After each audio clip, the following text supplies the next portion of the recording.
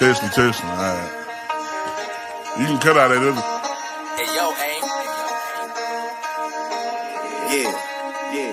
Run it up, Blondo.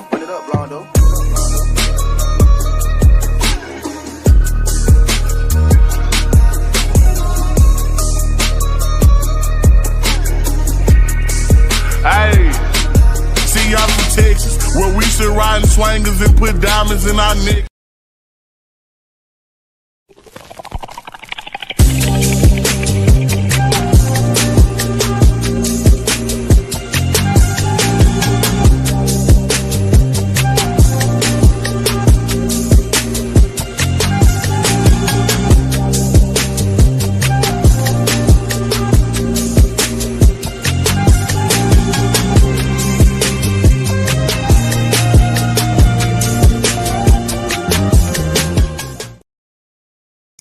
What's going on, everybody? How's everybody doing tonight? It is Thursday night, October the 30th, the day before Halloween. It's about to get spooky up in this thing. But we are here live with a special HBCU tonight. As always, powered by HBCU Overdrive. Make sure that you like this stream. Make sure that you comment, share. But most of all, subscribe to the channel. For all my new subscribers, hit that notification bell to get everything HBCU Overdrive. And all my returning people, make sure that you like, share, and comment on here because it helps out the algorithm. So, and also, if you are on Twitter, make sure you hit that follow button on Twitter, and then come on to the YouTube side and hit that subscribe button. Normally, I do not do anything on Thursday night for myself, but it's a special night. Why? Because we about to see two former teammates go at it. We're about to see two former teammates go at it. Pull this up right here.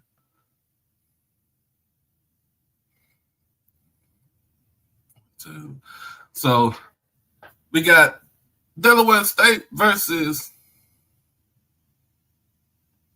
Norfolk State tonight, but it's a special night because it's live from Lincoln Financial Field in Philadelphia, Pennsylvania, home of the Philadelphia Eagles. Y'all know how I feel about those Eagles. Fuck. But anyway, this is a special night for Deshaun Jackson and Michael Vick because they get to take their respective teams to the place where they actually had a lot of success at, especially with Michael Vick in his latter years of being an NFL QB, and Deshaun Jackson, who was actually drafted by the Philadelphia Eagles in the second round. Norfolk State is coming off of a blowout loss to South Carolina State 51-20, and that was actually their homecoming game. While Delaware State is coming off a huge significant win over North Carolina Central on the road at Durham for North Central's homecoming. That game ended up in a 35-26 affair, and Deshaun Jackson is pretty much he's elated that he comes out with the win, but he still has his task is at hand is to win the MEAC and try to get to the Celebration Bowl. While Michael Vick is still trying to figure out all the pieces around him. Of course, we already know that a couple weeks ago he did fire his defensive coordinator and two other coaches off the defensive staff. And thought it would help his defense wake up, but there's a lot of, I wouldn't say turmoil or anything like that, but there's a lot of issues with this team because this team is still the remnants of Dawson Odom's, and he would have to have at least a good 1.5 or 2 years recruiting cycle to actually get his actual team in and coach it up. This team, I would say, is not good.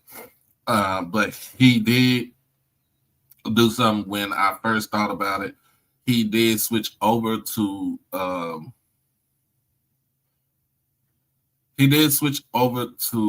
Otto Coons from Israel Carter early in the season, and as far as offensive wise, it kind of shows trying to get the running games going with his two running backs. While Deshaun Jackson, on the other hand, is pretty much going through the whole thing as nobody expected Dell State to be where they at right now. Everybody figured it was a reclamation project because in reality it is. But nobody thought about Dell State, Deshaun Jackson having Dell State where they're at right now. So, hey, he's doing what he's doing, and like I said, with a resounding victory over North Carolina Central in Durham, for that homecoming is quite a piece of work. But I need to say here or there, but these brothers are coming into the game. They are brothers out the field, but now against each other, they are rivals.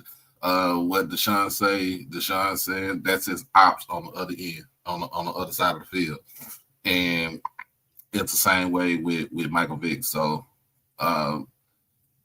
we shall see what happens tonight in this game.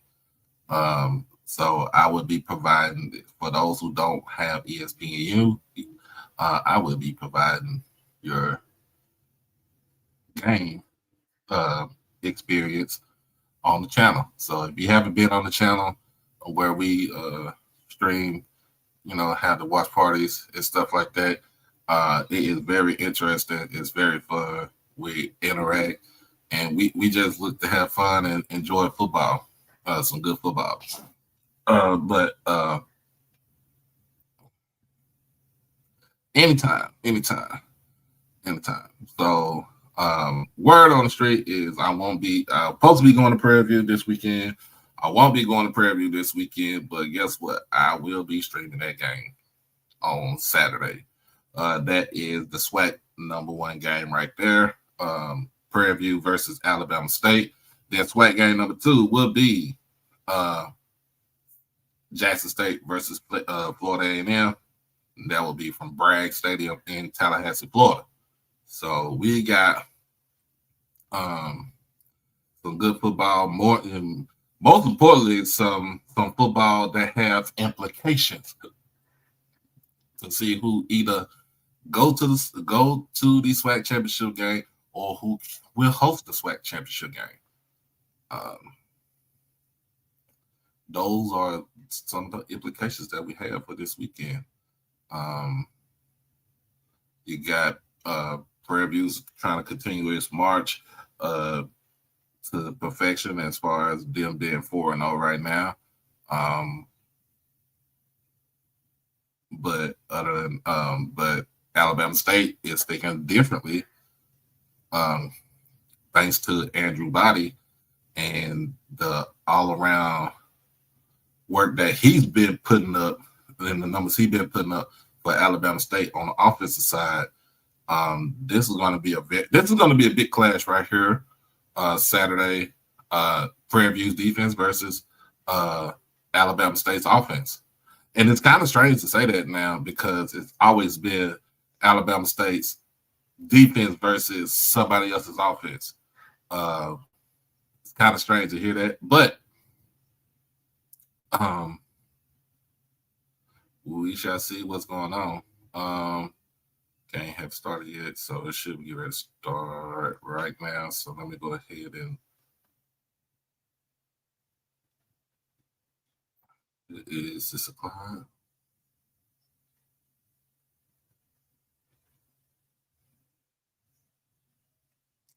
Okay, hopefully this come up. If not, you know what? Got my spectrum.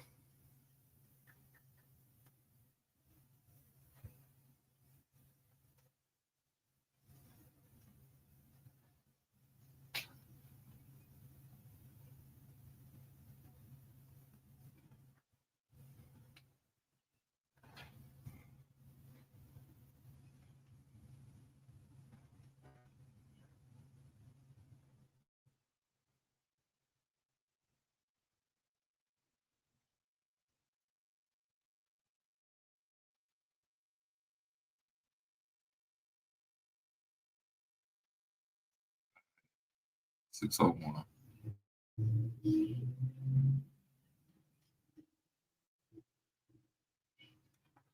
Should be coming up. I don't know why it's not doing that. Okay. All right.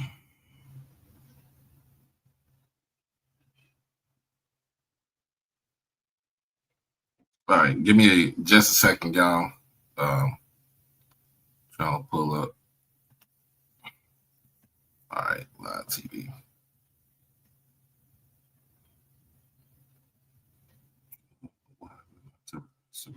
Facebook.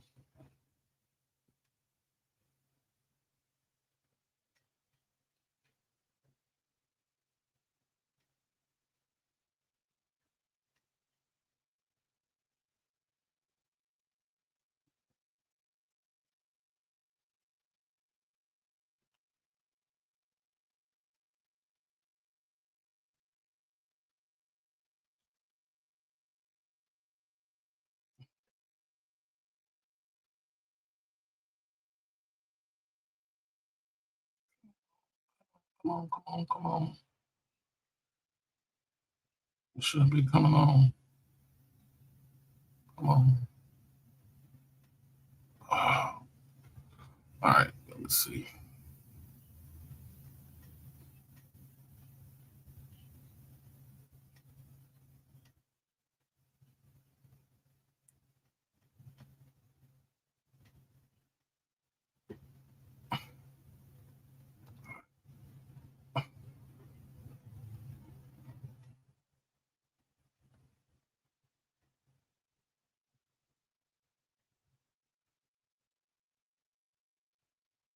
There we go.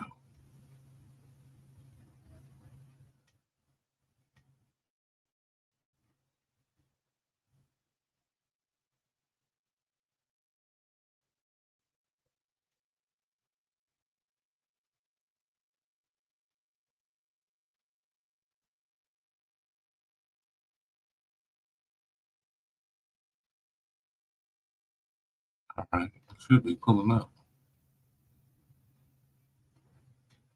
There we go. All right, just give it a kick off. And they will receive to start things off after the kick from Patrick Fisher-Butler. Jalen White on the return, across the 20-25. And then he's brought down after that 19-yard return.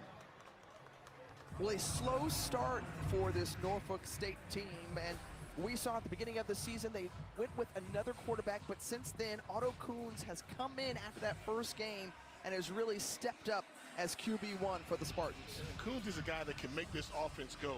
Despite the record, they've been impressed with the play of Otto Coons, a dual threat passer, can hurt you from the pocket, but really likes to run the football as well. And if Coons can get it going early, he's a quick strike type of thrower. That's the type of efficiency they're looking for. This Norfolk State team coming in on a skid, dropping their last 6 as the handoff up ahead and the run by Xavier Evans. He's met very quickly, but a solid gain after a pickup of 6 as Anthony Hebert with the tackle. In talking with the coaches this week, Jay, you look at this offense putting up 20 points per game, naturally wanting to see more under first-year coordinator Brian Shepard. What do they need to do here in this one after this second down play?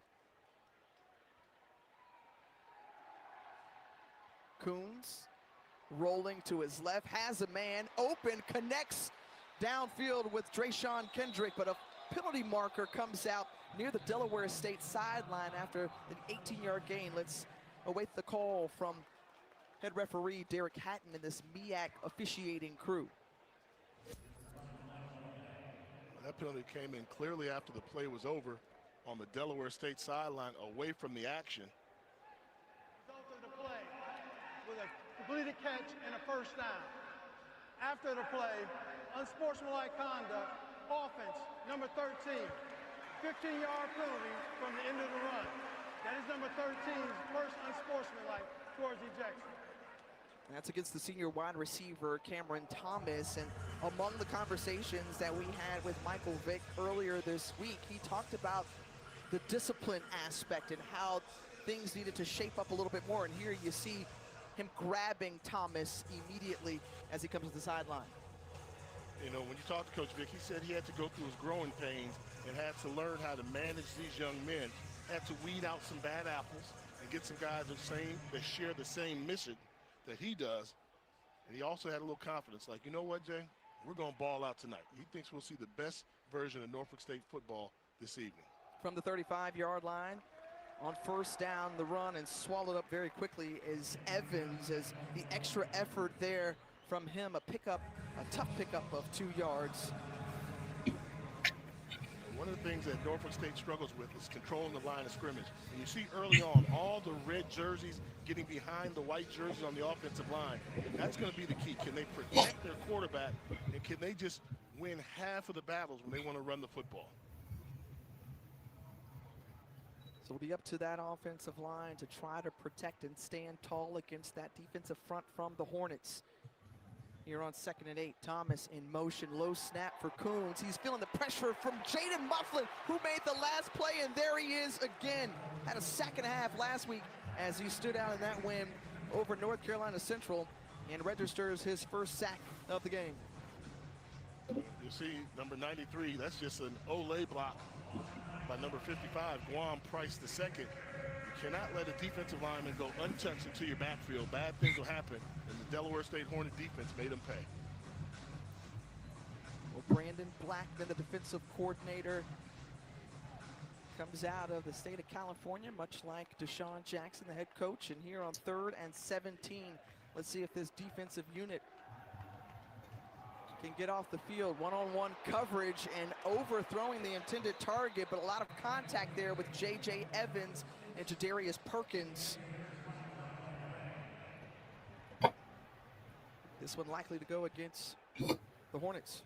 Pass interference, defense, number 5, 15-yard penalty, automatic first down.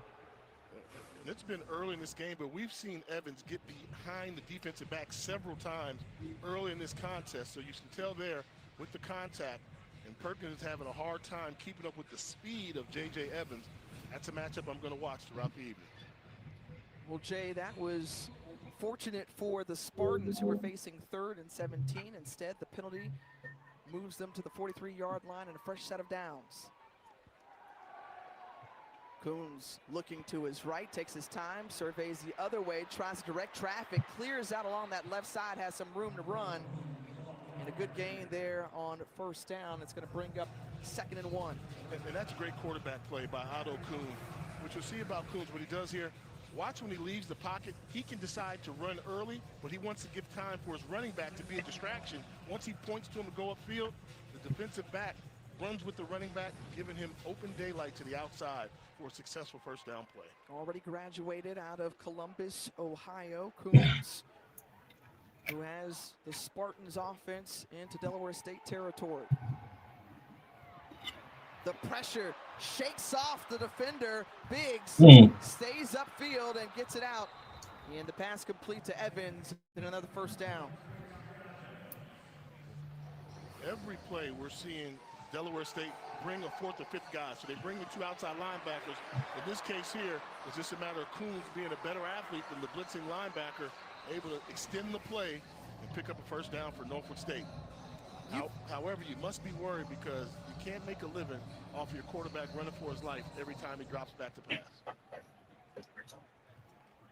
Michael Vick, who was an outstanding quarterback coming out of Virginia Tech, and then obviously spent more than a decade in the NFL. And now his quarterback trying to run things as the pitch out to Jalen White, and White with the gain of about 4. So 2nd and 6. But you have to be encouraged if you're Vic and this coaching staff, because you're watching the offense move the ball down the field. Yeah, they're doing some good things. And although it hasn't been pretty at times, they are becoming efficient, getting the ball down the field, crossing midfield, keeping the offense on the field. Quickly out the Nice hands, and there's Kendrick on the outside, and Kendrick on the perimeter, and he's being This was a nice drive. down by Christian Garrett, who was on the back of Kendrick. And a 13-yard gain for the senior out of Lynchburg, Virginia. That's a good play call by offensive coordinator Brian Shepard. Delaware State continuing to play soft zone coverage. Had 2 wide receivers out there to act as lead blockers for Kendrick to pick up a first down. Played at William & Mary, spent 4 seasons with the Tribe before transferring over to Norfolk State. So 1st and 10 from the Hornets' 24-yard line. And Coons feeling some pressure. Flag comes out. Coons stays up, throws it into the end zone, and it's nearly intercepted by Garrett. Dropped in the end zone.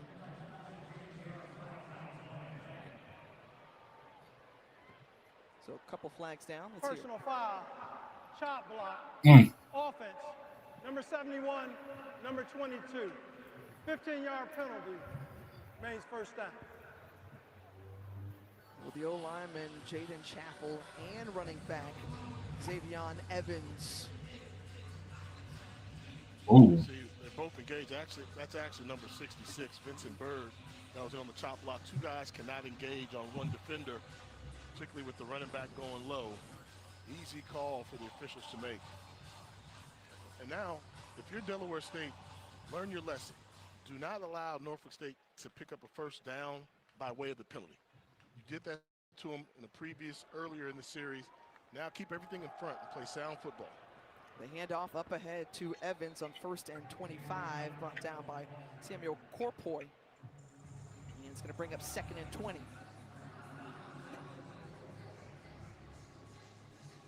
And looking at the defense for the Hornets, what must they remember here? Look, you got the speed, so you have to respect the speed that you're seeing up top from J.J. Evans. So I would have a safety know where he is the whole time. You're trying to move him around the formation. This is the time where you need your playmakers to make plays. Deshaun Jackson, your inside linebacker, has to read his keys and recognize not to fall for the play action. This is play action. He's going under center. Going to be some type of play action.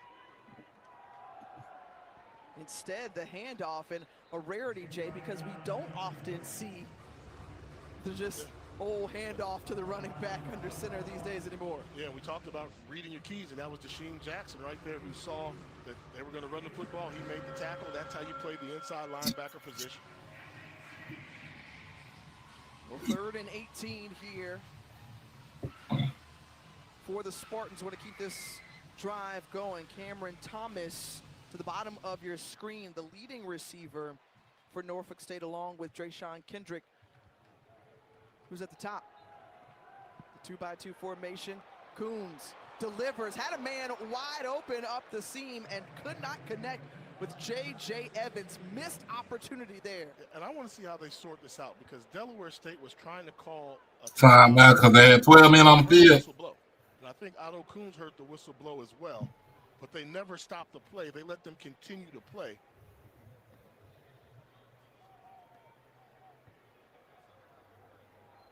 It'd be interesting to see how they play this.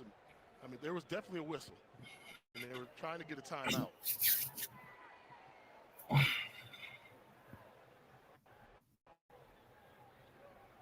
They're sorting it through. The offense remains on the field for Norfolk State as they're trying to get some clarification. Otto Coombs is having a conversation. So now they're with calling. No problem, no problem. Timeout, Norfolk State, this first timeout of the half. Medium.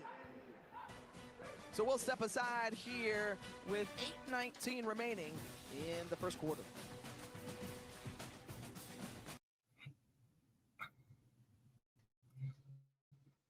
All right. Norfolk State got a good drive going on right now. A couple of penalties on there, a couple of QB runs. He got to hit on those passes when it's easy and available. He got to hit on those passes. Dale State just have to hunker down when it comes to the tackling.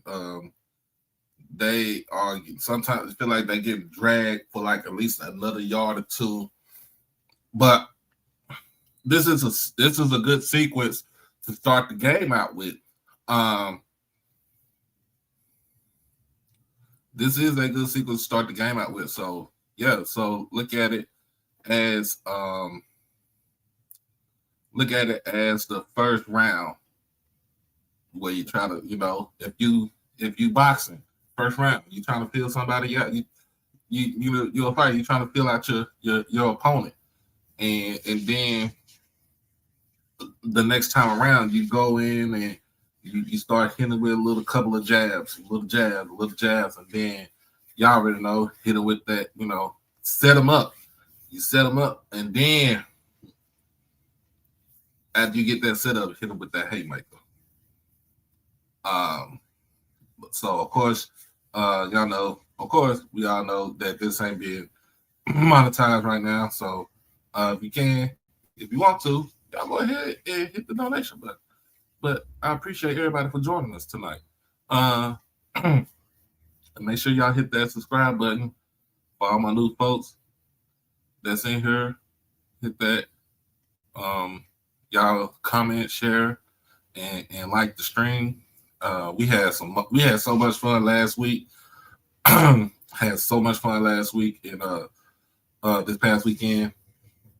Y'all just don't know. Had over, I think it was over 600 folks between YouTube and Twitter to watch the all day stream, the marathon. So that's what I like to call it because that's what it was. That's what it is. It's a marathon, not a sprint. It's a marathon. And then if you see me last night, shout out to the guy from ONG Strike Zone for inviting me on last night.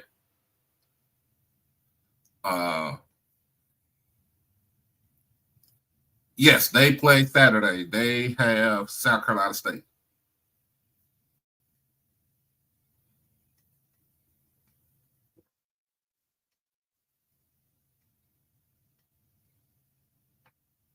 Actually turn around to the official and call timeout. A whistle comes in from the sideline to give them the timeout, which should have been a no play at all. Ends up being a third down negative play for Norfolk State, bringing up 4th and 18, forcing them to punt. Tough break for Norfolk State. Tough break indeed, Jay, because they also had to spend one of their 3 timeouts, and now. Will anyone with a whistle in the stands, please do not blow the whistle during play. Thank you. They're trying to say that whistles came from the stands. Nah. Tough break for Norfolk State. We'll leave it at that. So Marco Peary is back to punt. Standing at the 46-yard line, trying to pin the Hornets. This little pooch nearly went over his head. He was able to club it, bring it back in, control it. What a play by special teams for the Spartans. Peary, who controlled it. Oh, man, that was really close there to the goal line, but a touchback. A near save attempted here by the Spartans. Hmm?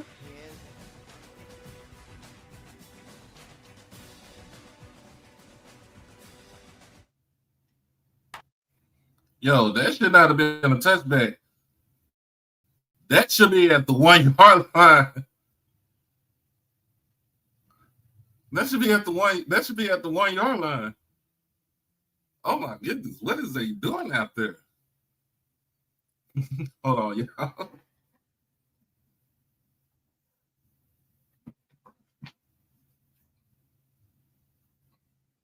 Oh, Morgan. If you talking about Morgan State, or if you talk about Jacoby Morgan, Jacoby Morgan's not playing Saturday.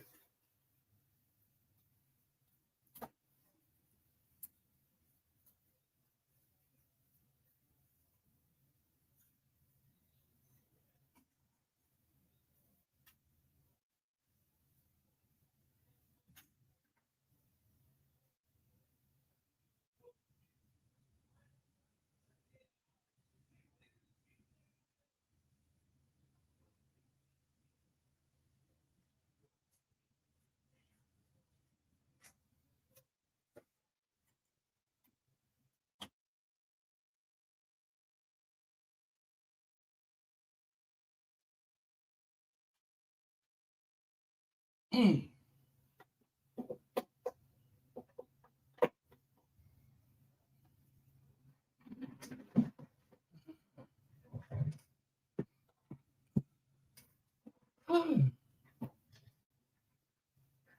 Yeah, that should said hand was on the line. That's bull. So Jacoby Morgan is not playing Saturday.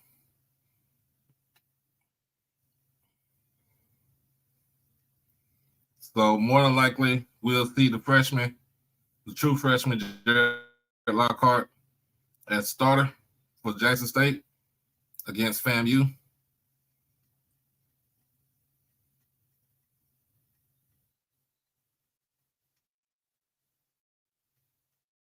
So to let everybody know.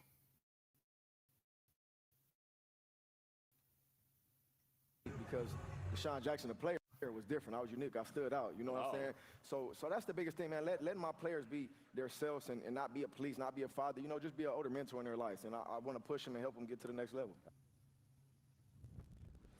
And that is exactly what Deshaun Jackson is doing. 5-3 overall on the season, but he also cares just as much about these young men getting degrees, going on to be great young men, and obviously he's walked the path that many of them hope to get to one day in the highest levels of football in the NFL, spending 15 seasons in his offense on the field, and quickly a penalty marker comes out before it's snapped.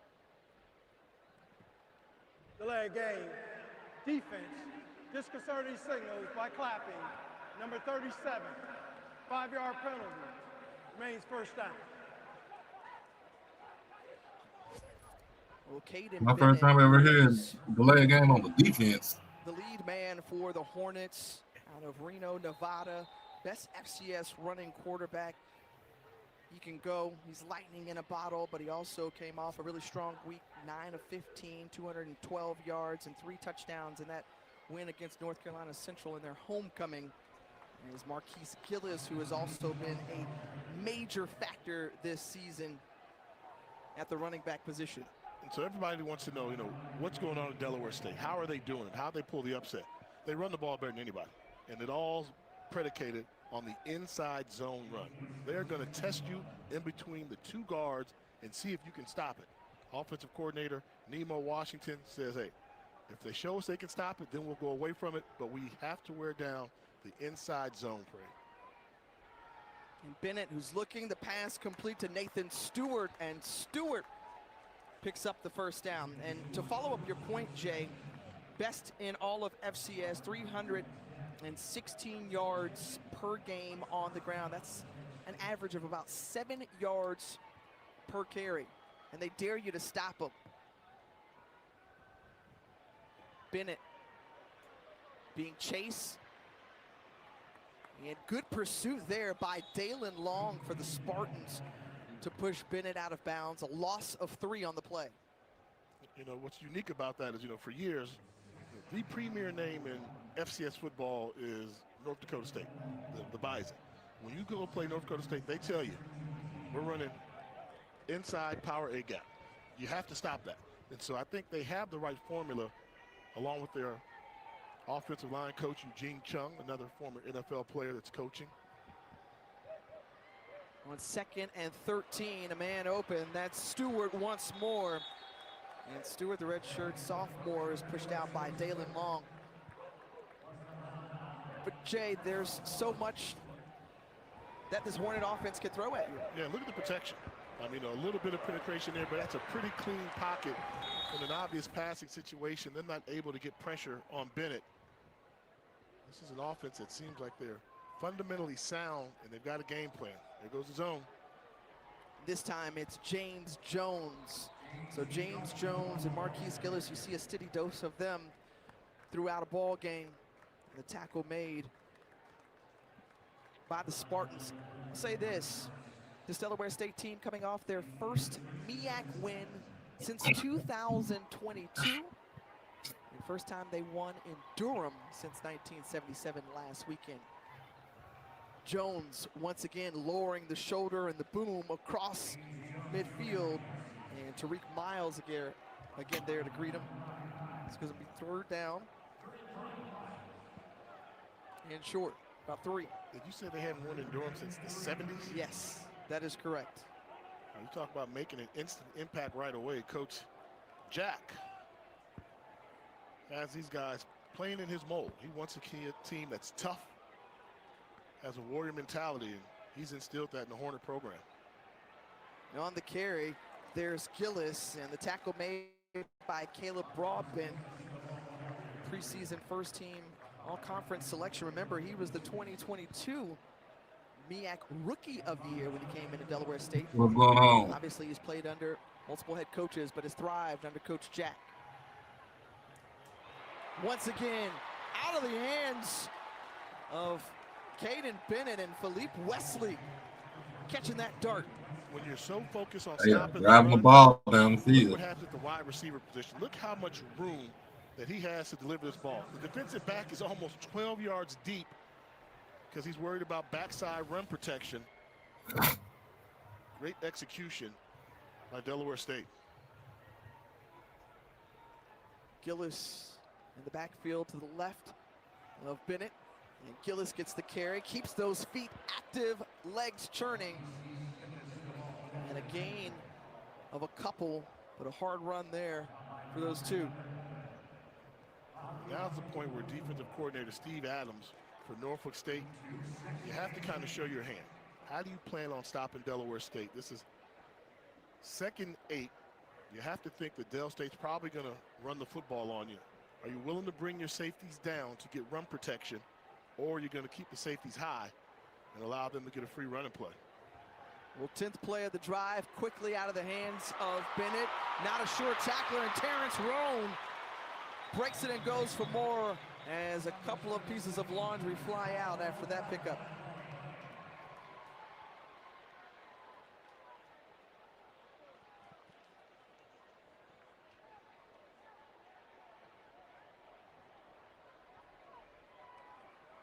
Holding, offense, number 11. 10-yard penalty from the spot of the foul. We play 2nd down. So the wide receiver Stewart was whistled for the hold. And another look here. And probably on Stewart trying to make the block. You see number 11 turns around. They got him. That's a hold. Good job by the officiating crew. Probably an unnecessary hold. Nevertheless, they caught him. It's going to cost Delaware State.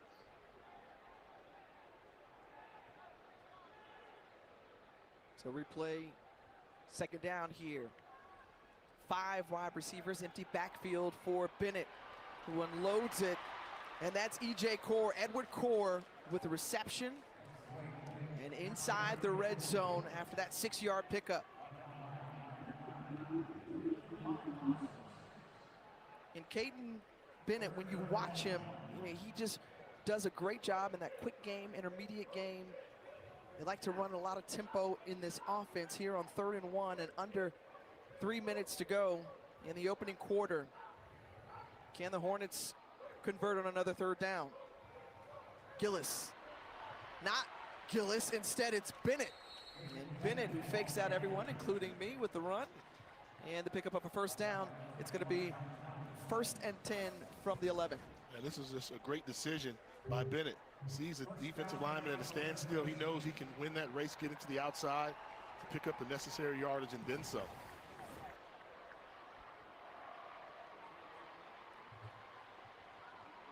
So 1st and 10 for the Hornets.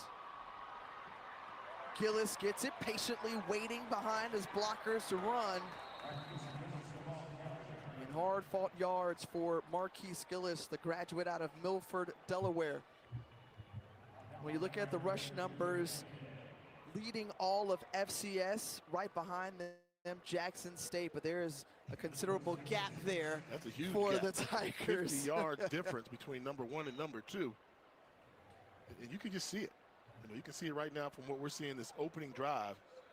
That offensive line, they're coming in there with the mentality, we're going to dominate the line of scrimmage, and the running backs play to that. The initial contact does not bring the runners down. They have good forward lean.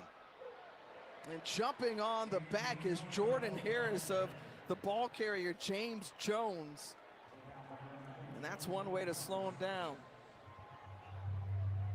Harris, one of the guys that Steve Adams, D coordinator, said had to make an impact. You need to see him around the football from that defensive line position. And you can tell right now, sucking wind a little bit right now, as this offensive line from Delaware State doing a pretty good job of controlling the line of scrimmage. The Spartans made a change at defensive coordinator, electing to move Steve Adams into that position.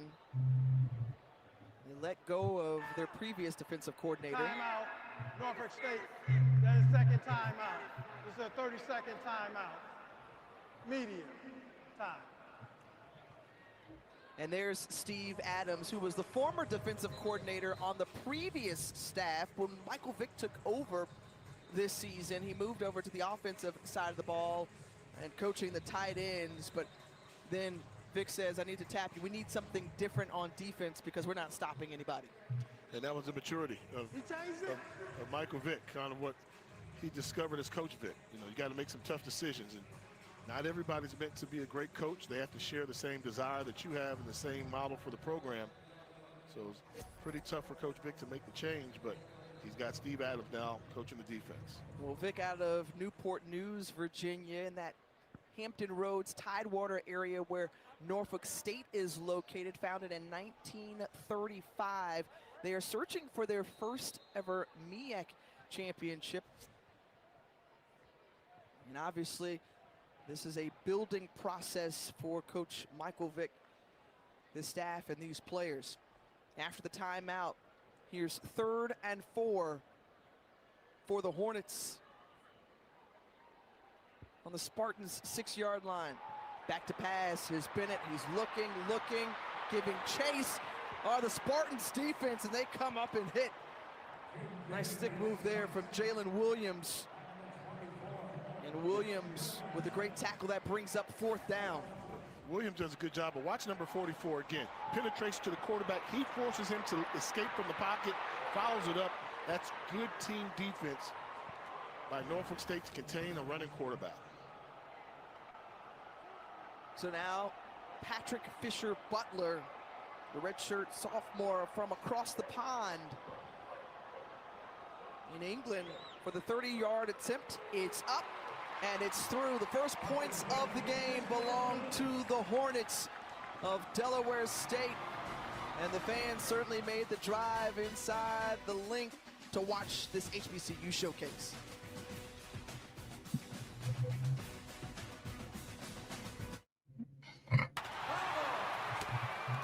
Oh my goodness, that was a good drive. Put 3 points on the board, but I know he wanted the touchdown, wanted the 7 points.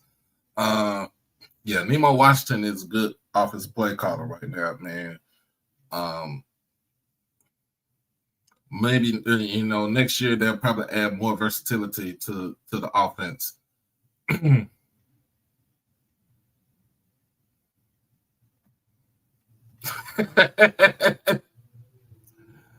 All right, man. Look, I don't even pay no attention to him now. I just be like, you know what?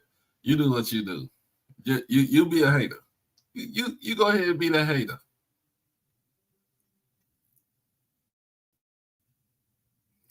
You go there. So, for those who are asking questions about Jacobian Morgan, let me reiterate. Jacoby Morgan ain't playing Saturday. It would have to be an act of God and about 3 cortisone shots in his foot for him to go out there and play. He is not playing this weekend. He is not playing this weekend. So everybody stop asking questions about that. He's not playing. You already kind of got the sense. Tomorrow in Irving, you'll see mostly sunny weather and can expect a high of 71 degrees Fahrenheit and a low of 52 degrees.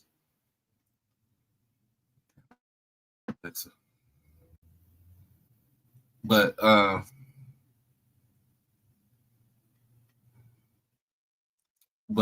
hey, run the ball. We're gonna run the ball, and that's been the offensive identity this season.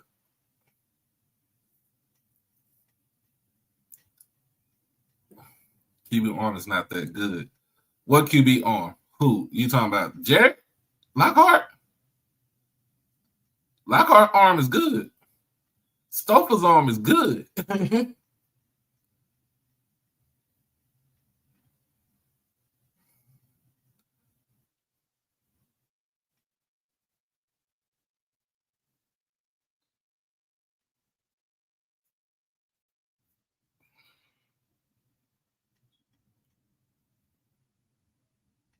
Norfolk State QB.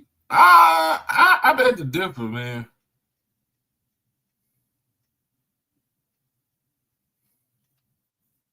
Marching band in the stands. Don't you like that name, Jay? You kind of like it a lot. I do. I do. Something is coming. It's impending. How about we got beast mode up in the building? Hey, beast mode. Hey, man, watch your chickens, man. just watch out for your chicken. Incredibly entertaining, but a fantastic football player, and he's coming to watch some of the guys he played with and were in the league with around the same time. And Deshaun Jackson, Michael Vick, they were all in the league at the same time, and now they are leading these two programs on the field. First year head coaches of these HBCU programs, and it's the Hornets with a 3-0 advantage after that 16-play, nearly 8-minute drive by Del State. Jalen White. You got a nice size crowd there.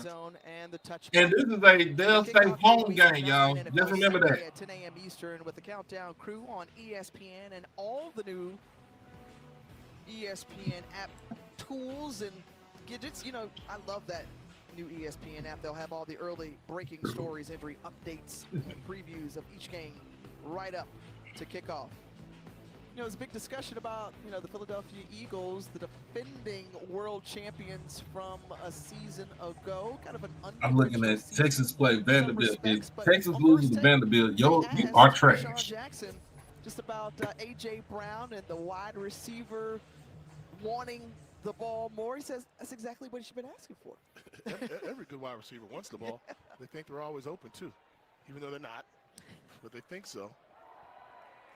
Xavion Evans on the carry and brought down, and that's going to bring us to the end of the first quarter in this Mid-Eastern Athletic Conference game between Norfolk State and Delaware State. Again, two former teammates That is the end. going head-to-head. And Michael Vick, who is trying to flip things around, had success here at the link as a player, hoping to have some as a coach. D-Jack knows a thing or two about that. His team is up 5-3.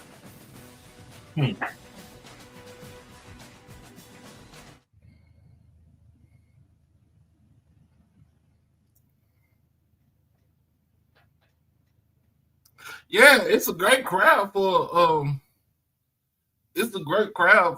a Thursday night game. And especially since the main thing is to get the outside folks that stay in Philadelphia, to get them to come to the game. The game, what's going on, Mr. Hardy? The game is on ESPNU.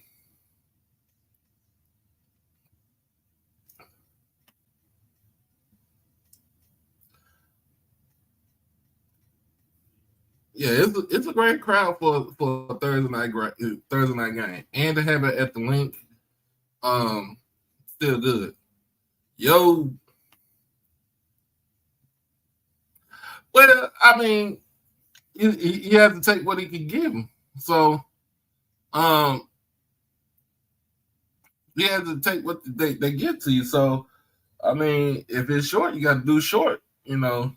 But he's perfect. He's 5 of 5 for 54 yards. I mean, but you got to understand that's not his. That's not the offensive scheme. That's not the offensive game plan. The offensive game plan is to ground and pound. So if this was old school football back in the day where you had the power, was it the power I from Nebraska, triple option? I mean, if you had it was a wishbone flex of a it is what it is. And like I said, my favorite assistant, go ahead and do what you got to do.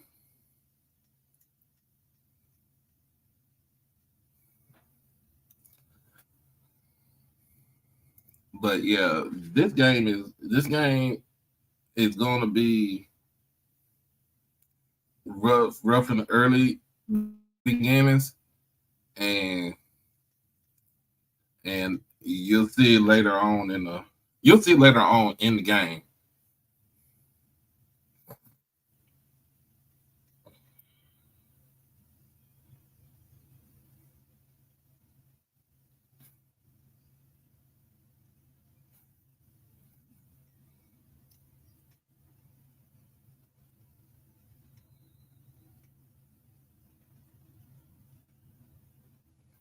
Yeah.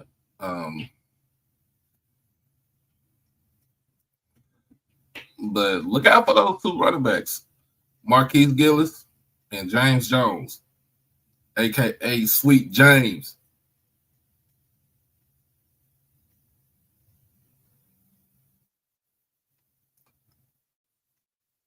The SEC. Um,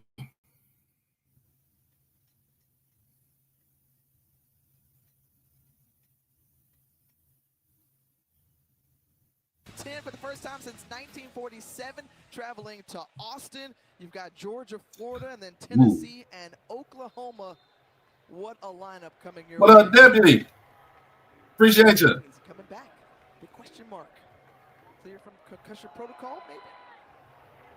On 2nd and 11, and no room to run for Kevon King, the senior out of Chesapeake, Virginia. Nice tackle there made by Brian Bates, the TFL, for 2. They really want to get Kevon King off to a good start in this game. They think he could be number 4. That's Brian Bates. That's a bad boy right there, y'all. They had a package for him that they wanted to see what they could do to execute. But so far, Delaware State is doing a good job on that defensive line. Well, Brandon Blackman said that line was going to be tough. The swarm squad, as he calls that defensive unit,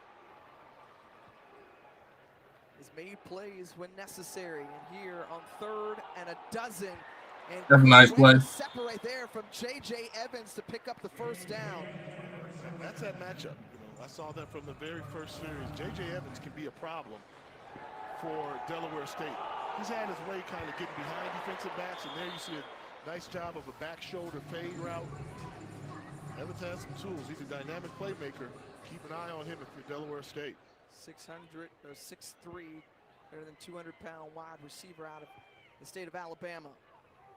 1st and 10, Coons out to the right side. That's Kendrick. Good defense, y'all. Kendrick is going to be tackled right at the line of scrimmage by Corpoy. Corpoy, who came over from Monmouth, an all-CAA linebacker, started 12 games. They like his versatility in this defense. Right now, I'm trying to see the offensive identity of Norfolk State. And I think Otto Coons has proven he's a dynamic playmaker for him, running the ball and throwing the ball. They're trying to force feed the run, but I think they just have to let Otto Coons make the decision when to run and when to pass. Coombs with plenty of time. And Coombs taking off once again. You mentioned, Jay, where he's been most effective here tonight is with his legs. Pick up a 5. He's going to bring up 3rd down. That's what you like to see in a quarterback that's a dual threat type player. Coach calls a play, they don't fall for it, but he's athletic enough to pick up some type of positive yards to keep this within 3rd and short, 3rd and manageable.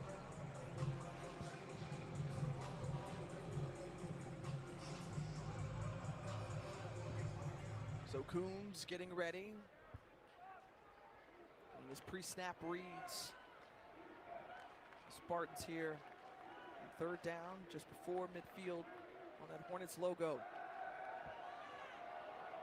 Swings it out and into the hands nice of shifting Kevon is right King. there. King was doing some extra work. The yards after catch by Kevon King. Nice execution by Coombs and King. Outside linebacker is going to come. Once he decides to blitz the quarterback, that means that you're going to have a wide open Kevon King in the flat. Makes one guy miss, picks up a big play for Norfolk State. They call the senior Squirm. You like that nickname, Squirm? Yeah. Move with it. Into the hands of Evans once again. So now finding some rhythm on offense. Gonna bring up 2nd and 2. And in watching Otto Coombs, how is he delivering the football? Throwing the ball pretty well, as long as he gets time to protect it. We know that he's a guy that can make all the throws, but you hear all the time in college football, but he can really deliver the football accurately. That's how he got his starting position back from Israel Carter, the ability to complete throws and to know when to call his own number. It just all comes down to the protection up front. Can they protect him in the pocket? They hand off to Evans, and Evans up ahead and picks up the 1st down. We saw Norfolk State earlier in the year in their coaching debut for Michael Vick against Towson, and even then they were still trying to decide who the quarterback was going to be and how it was going to work out. And now, one of the first times we're starting to see, like, this is what Norfolk State football is going to look like. They want a good bruising running back, explosive playmaker on the outside, J.J. Evans, and a quarterback in Coombs that's a dual threat. Quickly out, and it's will look to be a double pass. Instead, taking off and running is Kendrick, and Kendrick opposite side of the field. And Kendrick was running 14-yard pickup there. Started on one side and said, oh, skirt, let me go back. Yeah, this is a double pass. Good execution, but he missed it. He was open deep in the end zone for a split second. He missed that. Coombs directed traffic, turns on the Jets to the outside. Norfolk State continuing the drive. Kendrick, whose father is the running back coach for the Spartans. Kendrick getting a breather on the sideline inside the red zone, 1st and 10. Coombs play action, has Touchdown. Evans in the end zone for the touchdown. Spartans. Touchdown. Great drive. That was a good drive. Be a problem. Good drive for Norfolk State. You need that. You got to get that bad taste out of your mouth Trying to focus on the from last week. One-on-one coverage with Evans on the outside. Look at all the red jerseys inside. Just a play fake to hold number 7. Look at the separation that J.J. Evans is getting away from Jadarius Perkins, number 5. You're going to have to do something about that if you're Delaware State.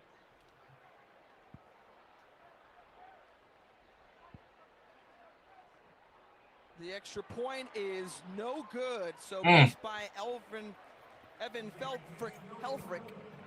Correction.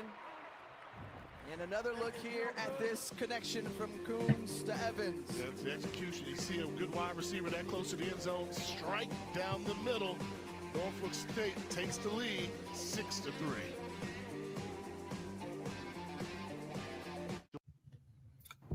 So here's a question that was asked in the chat. Can Norfolk State make it to the Celebration Bowl, or is it too late? So technically, in the MEAC, all you gotta do is just win either 4 out of 5 or all 5 of your conference games. And hopefully everybody else behind you lose. You go to the Celebration Bowl. Well, Norfolk is behind the 8 ball because they did lose last weekend to lost this past weekend to South Carolina State homecoming. But I mean, they can make it very interesting for other folks. They can screw it up for a lot of folks. But we won't see Norfolk in the Celebration Bowl not this season or next season.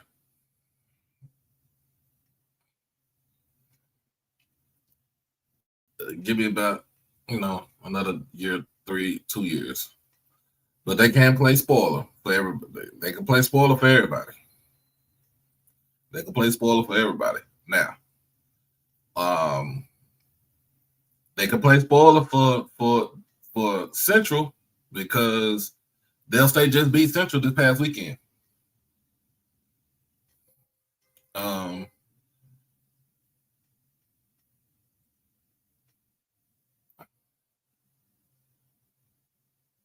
Not for band purposes, shit.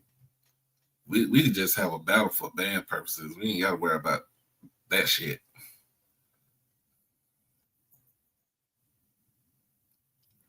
But to be honest with you, I'm the way that Dell State is playing. I got them going into the Celebration Bowl. I could pencil, you go try to pencil them in early, but Look at that play. Take a look. They're going to put Anthony Aber in a Brian right here. He's looking into the backfield. Once he peeks open here, you know what that does? That opens up this soft spot in the defense. That's the sweet spot. They know they got to get to the honey hole. As we run the play, you'll see him come up, peek. Uh-oh, here comes the sweet spot. Oh, yeah. The honey hole. Easy throw. Nice design and execution by offensive coordinator Brian Shepard.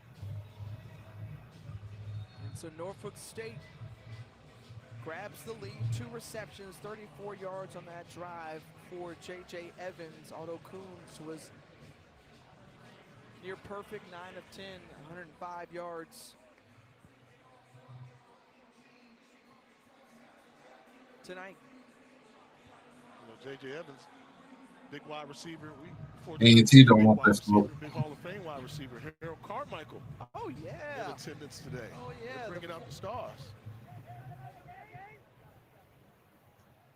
The play clock down to 0. You see a penalty marker out there. Kicking team, number 19. 5-yard penalty. Replay. Kick. Freshman out of Wake Forest, North Carolina. So Helfrich cost his team 5 yards. But yeah, Harold Carmichael, the Hall of Famer from Southern University, played wide receiver here for the Eagles. He's got a big head down in the How tall he was. He's the tallest wide receiver in the Pro Football Hall of Fame. So he's next to Reggie White. So you got to show the difference between he and Reggie White. And Samuel Scaife right here, the 4th, moving. Hey, that man is hit. Solid return for the Hornets. We talked about the numbers tonight for Otto Coons. Both quarterbacks performing well, very efficient tonight. Caden Bennett, 5 of 5, 54 yards. And now he trots back on the field for their second possession. And what have you seen out of Bennett? What's your first initial read from him? He throws the ball a little bit better than you would think. Looking at the statistics, you would think, oh, he's a runner, maybe an adequate passer, but pretty nice release, quick delivery, accurate throws. So better thrower than most people might think. But I still would like to see them establish the running game. Marquise Gillis is like, I got you. He is the rock of this team. And talking with the coaching staff, they just love his attitude and his approach every day in practice. He's a guy that Coach Jack says, just, you got to tell him once, and that's it. He gets it and takes action. Gain of 9 on that one, brings up 2nd and short. This time they go with James Jones, and Jones, who burst through. Oh, sweet James. Maryland with a great gain of 17. And this is what you want. Inside zone read, pick a hole that you want to attack, lower the shoulders, and downhill running. None of that east and west running. They're going north-south, running for contact. This time it's Caden Bennett who calls his own number, keeps it. And a pickup of 1. The tackle made there by Cameron Reese.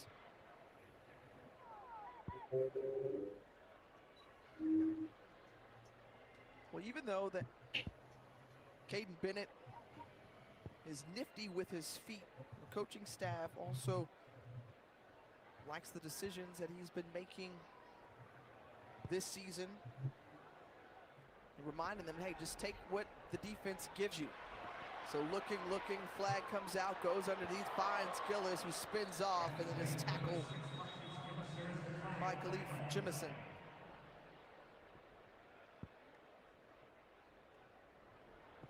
Holding. Offense. Number 72. 10-yard penalty. Remains second down. See on the right side of your line, middle of your screen, 72. Tough break. Tough break. You see a hold there?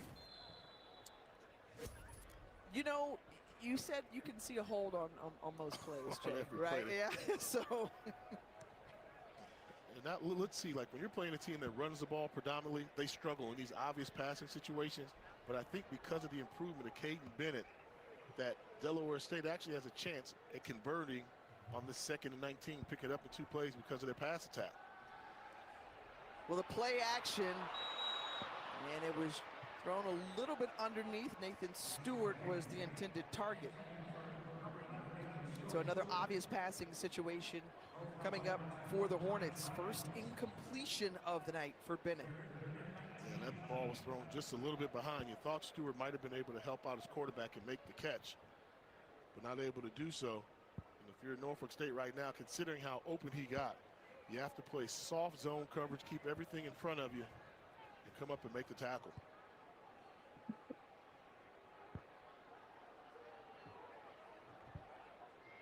Bennett, who's thrown for better than 1,000 yards so far this season.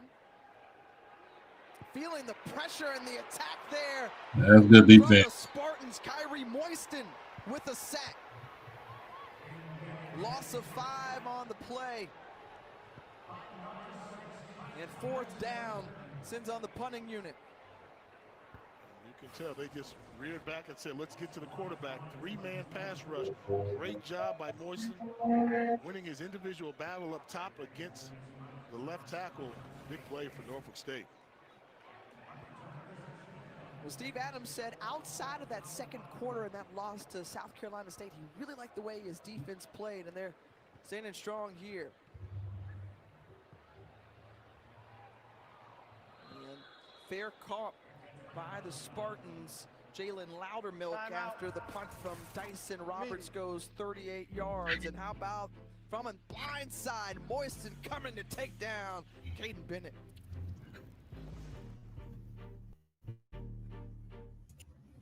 To buy.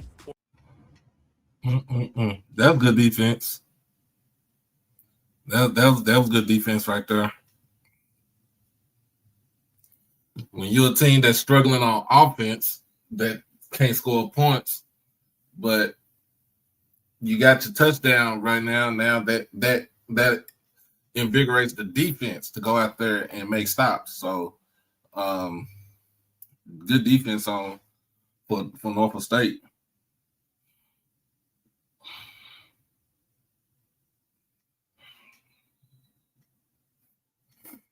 Yeah, good defense for Norfolk State. But while we at it,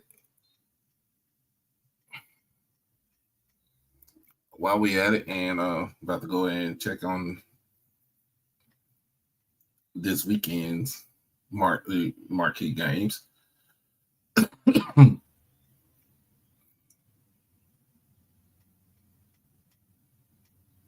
Morgan State and South Carolina State played this weekend down in Orangeburg. That game is at 1 o'clock on ESPN Plus, and Central is on the road to take on Howard. That is a 2:30 p.m. That's a 2:30 p.m. game on ESPN Plus. And then in the SWAC, Alabama A&M's on the road to Grambling, 2 p.m. start. That is from the hole. Alcorn versus Texas Southern, 2 p.m. start from Third Ward. Southern is on the road to take on Pine Bluff. That is a 2 p.m. start. Mississippi Valley is in Bethune for Bethune's homecoming. That is also a 2 p.m. start from Daytona. Banner State versus Prairie View, 2 p.m. start from the Hill, and Jackson State and FAMU, 6 p.m. start. That is on ESPN Plus, live from Tallahassee. You know, we got an opportunity to reciprocate that, and so, you know, it's a lot of things that we could be doing, but we chose to go down this route. Welcome back here to Philadelphia. Michael Vick, who played 13 seasons in the NFL, #1 overall draft pick.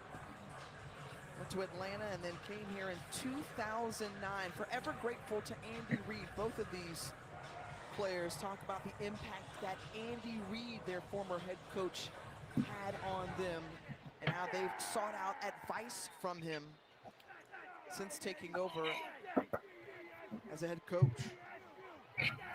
Bobbled from Coons, who lets it go. There it is once more. And Evans had it. That was your Bob. That was your cat. It was trying to be like a quick connection, like, you know, Victor Jackson. Do not drop mama's milk like that. Here in the link. I mean, this is something that they have to address. I mean, I saw from the very first series, J.J. Evans can have his way with the secondary of Delaware State, getting behind them at will, just not able to bring that ball in for the big play. But they're going to have to get some help over the top versus J.J. Evans.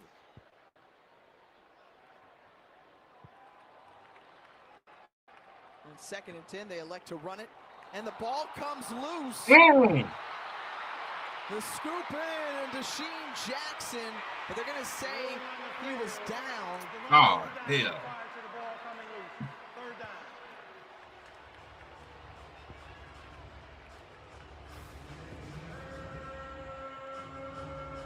Let's see. Ooh, close. I'm looking for something to be on the ground. Ooh. You can make the argument that ball was moving as he was heading towards the ground. The previous play of the runner down before the ball came loose is under review.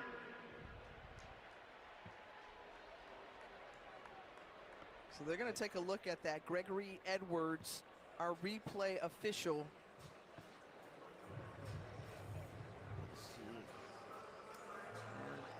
Elbow. His elbow is coming, ball seemingly coming out at the same time, fumble. Jay. It's like when you think the knee and the elbow are down, touching the ground, then you notice that ball's movement. Is there enough to overturn what was called on the field? I think the ball's moving right there. That was for the knee. We're trying to find the elbow. It's close, and that was Jadarius Perkins, the cornerback, but they brought in on a cornerback blitz that was able to dislodge the football. Was it enough? That is a very, very close play. That is. Now, Jay, I'll say this. You have to have enough video evidence to overturn the call. So the ruling on the field, very important here, that the ball carrier was down. In your eyes, did you see enough Not to overturn. No, I'm not 100% certain. I like to say I'm 100% certain that the ball was coming out before it hit the ground. I would say no. Could it be? Absolutely. They got different views that we aren't privy to have. See, the elbow's down, but that ball's moving. Every time I look at the elbow and the ball, it's like it's moving. Take your eyes away from 1 second. Well, let's see what they sorted out. Ruling on the field of the runner being down prior to the ball coming loose is upheld. 3rd down. Couldn't confirm it. Upheld. Norfolk State dodges one there. And that's something where I'll call the game and say sometimes the worst thing in the world is not to be able to punt it. Punts are all right. You'd rather punt the ball than turn the ball over back here. So that same scenario, if you're Otto Coons, the worst thing to do would be to do an interception. Incomplete pass doesn't hurt you. Just make sure that you can try and gain this field position. Don't be too aggressive. Coons going underneath to Loudermilk, and Loudermilk drops it. And that's going to bring up 4th down. So Peary will be on to punt it away after the Spartans unsuccessful in that offensive possession. And again, Jay, this 3 and out allows Michael Vick to breathe a little bit easier given the fact that it could have gone another way.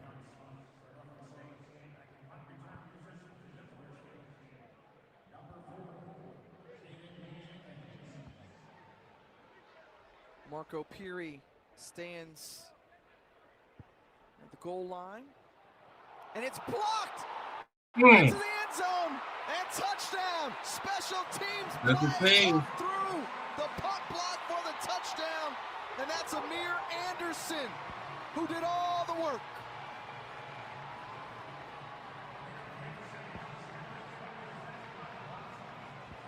Well, I'll take that back. The worst thing you can do is punt the ball if you're going to get it blocked. Delaware State set up a return. This is not a punt block they have called. It's just a great individual effort up front as everybody else is holding the blocks. But a great job by Anderson to locate the ball, get the punt, find it in the end zone. Too easy. Amir Anderson out of PG County, Prince George's County, Maryland. With a shift of momentum, putting the Hornets back on top. The extra point is up and through, and a 10-6 advantage for Del State. Timeout. Media. My, how things can change where Norfolk State thought they were going to punt the ball away and get it. Instead, fantastic special teams play by the homie from Prince George's County, Maryland. The Sonic $1.99 menu. Ooh, that's a for $1.99. that's a momentum swing right there. That's a momentum swing. So Del State got the momentum back.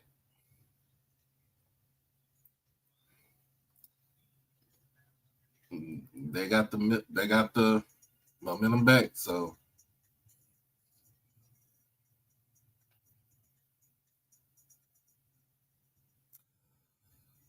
I'm gonna need everybody to start getting PTSD, please.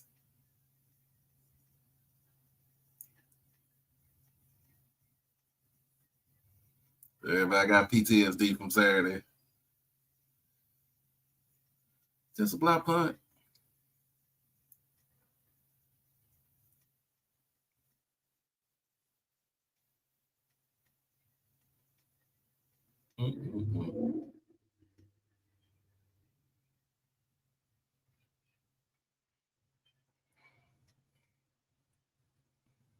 You gotta. It's an art to it when you punting.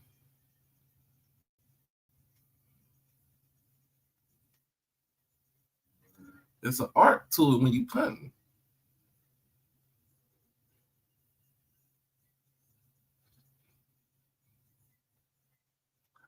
Appreciate you, Miss Tyron Lynn. Appreciate you. I ain't seen you in a minute.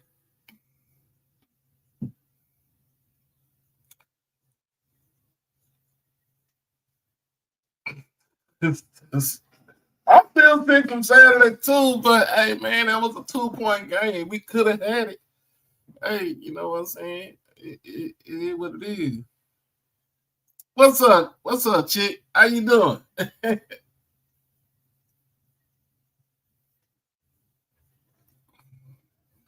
But it is a good crowd in Philadelphia. It's It's a good crowd in Philadelphia for this game to be on a Thursday night, and it is technically a Delaware State game. So technically, that is a home game for Delaware State. They knew if they would have played their game in Dover that it was gonna spill out of the stadium. Got to have the room. Got to have the seats. They got to look at them. Look at Jay's HBCU power rankings. Well, how about this? North Carolina Central was number 2 a week ago. Now they're on the bubble on the outside looking in. Delaware State, I see it, Coach Jack. He's got the Hornets playing their best football that we've seen. Coming in at number 4, I see you deep in the heart of Texas. Prairie View A&M controls their own destiny in the SWAC West, trying to make it to the SWAC championship game. That'd be something else. Jackson State, number 3, coming off the loss. Jackson State and Central both were upset last week. That's why we moved the Tigers down. At number 2, South Carolina State got off to a rough start, but they're playing good football. Chennis Berry has the Bulldogs ready to attack. And the number 1 team, whoa. Y'all about that. Alabama State University. They lost to Jackson State by 2 yards. I'm not going to say 2 points, by 2 yards. And they just dismantled Alabama A&M in the Magic City Classic. Alabama State, number 1 team in HBCU football right now in terms of the power rankings. Well, Jay, there's so much that can happen over the next couple of weeks to maybe clear the picture out a little bit more as Jalen White on the return, and Jalen White with some get up there across the 35-yard line. And a little pushing going on afterward, but everybody's going back to their respective sidelines. I knew everybody was going to get over. We were really impressed by Alabama State. I knew y'all going to get But you've also got to really tip your hat to Coach Deshaun Jackson and the job that he has done with Delaware State coming in. Maybe not many people giving him the credit or the expectations not matching that of Jackson, and all he's done is just exceed them to this point. I don't think anybody saw them going down to Durham and ruining North Carolina Central's home. Jay, as always, Jay is a hater. Delaware State, they've won Dude, this is a joke. Showing that they can win games in conference as well. It's Kevon King with a big first down run, pickup of a dozen, and in to another set of fresh downs. What's up, Miss Donna? And now here a closer ball Jay, game. Jay Hayden Walker. Delaware State. That's his new government name. Their opponents, again, they have such a strong rushing attack. Their defense giving up about 28 points per game, but when you put up the number of points that they do, they've come out on the winning side more than not.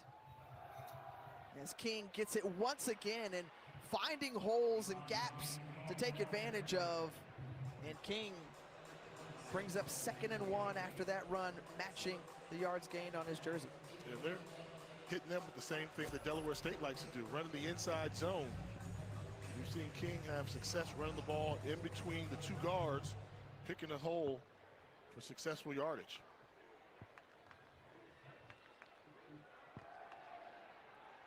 Coons play action. They're going for Thomas, and Thomas tried to go up and get it, and the pass incomplete. It was Christian Garrett on the coverage.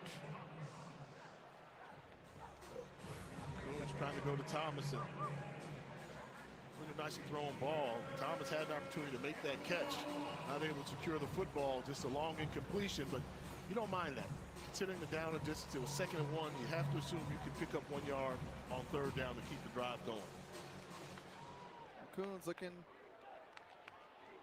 to see his team convert here on 3rd and 1. And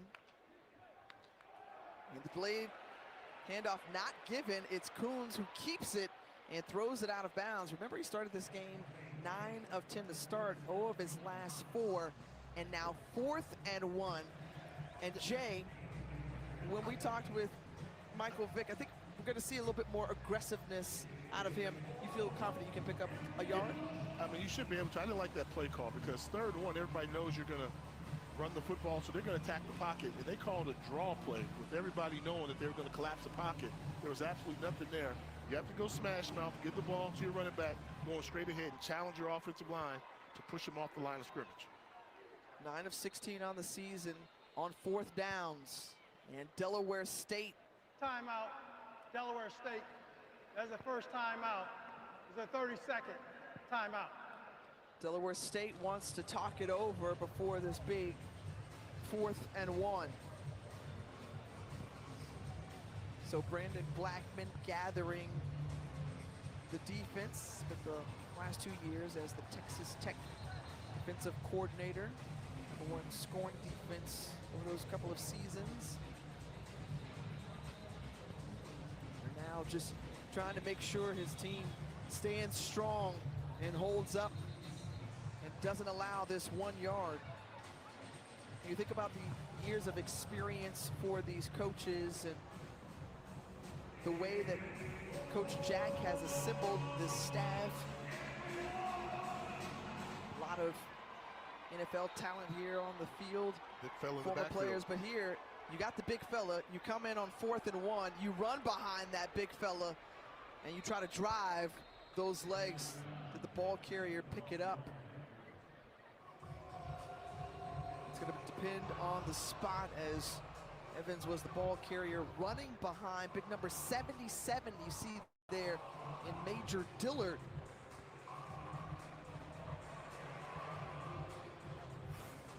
The defensive tackle coming in here and just trying to create any little space for Evans to run and pick up that yard. Keep the big fella in there. Okay.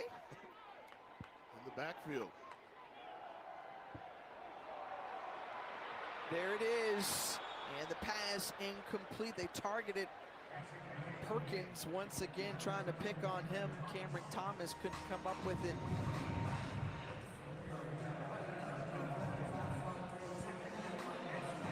Flag came down to the backfield. No flag in the backfield.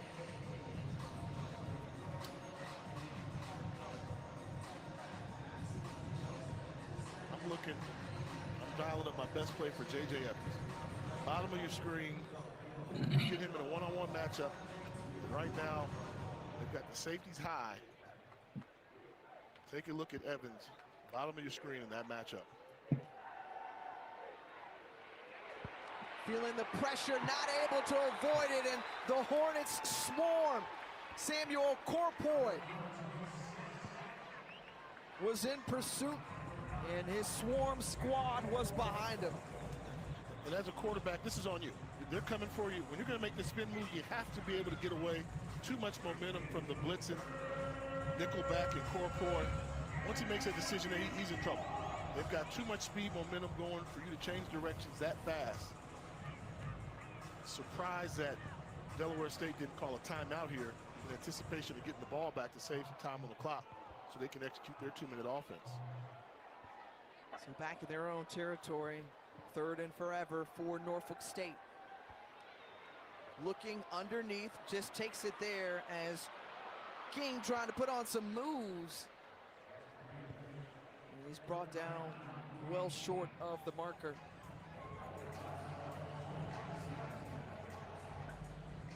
And so with the 2-minute timeout, Delaware State has that plus 2 timeouts remaining. So right now, you're Norfolk State, you have to make sure you get this punt off. The punt team has been a weak link in this game thus far, already given up a block punt for a touchdown. Have to think that Delaware State's going to come after it again. Peary able to get it off. Julius Dominguez watches it go over his head. And an opportunity to pin him inside the 5. And they're going to say it's a touchback. So good effort once again. But not enough for the Spartans.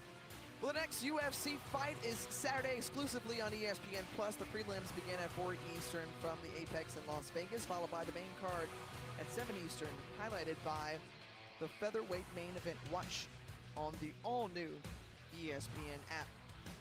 And this is more bad special teams play. So they didn't locate the ball, but does the ball ever go into the end zone? Does not go into the end zone. They're swatting it back. That's another tough break there. Now maybe they're saying A body part was in the end zone when it made contact with the football. But the college rule is the ball cannot cross into the end zone at all. Pro rule, it can go in there as long as it hit the ground. You can flip it back. And that's twice we've seen them get tough breaks on that. And Jaden Sore is the new quarterback for the Hornets. The handoff to Marquise Gillis in a short gain is Sore, the junior out of Lanham, Maryland. We thought we'd see him. So that brings us to the 2-minute timeout as you see the junior helping out Jamar Jackson. Will step aside here with 2 minutes to go in the first half.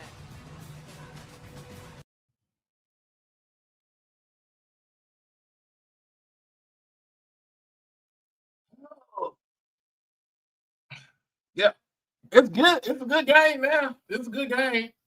It's a good game. I know Franklin said Vic too damn chill for me. Michael Vick is like me. I'm laid. Y'all know I'm laid back. I'm so laid back, y'all. It don't even. It's funny as hell because sometimes I be so laid back. It's on the borderline of nonchalant, and that's how I feel.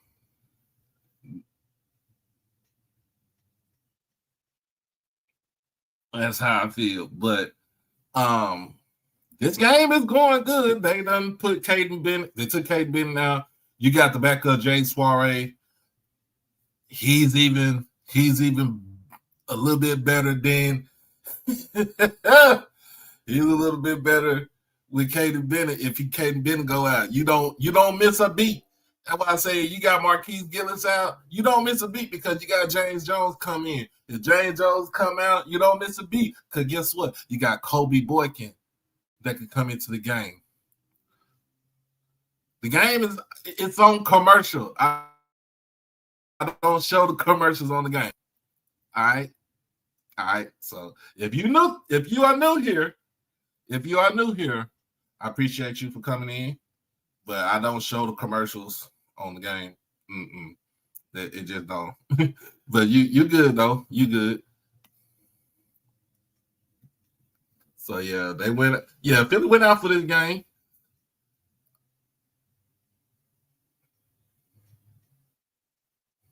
Says the Eagles sold out the Norfolk State side. That's bad business. But then again, this is a Delaware State home game.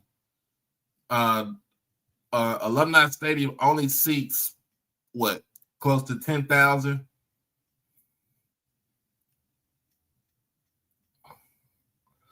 That bottom bowl has to be at least that bottom bowl at least got to be, but at least about 30,000. It got to be.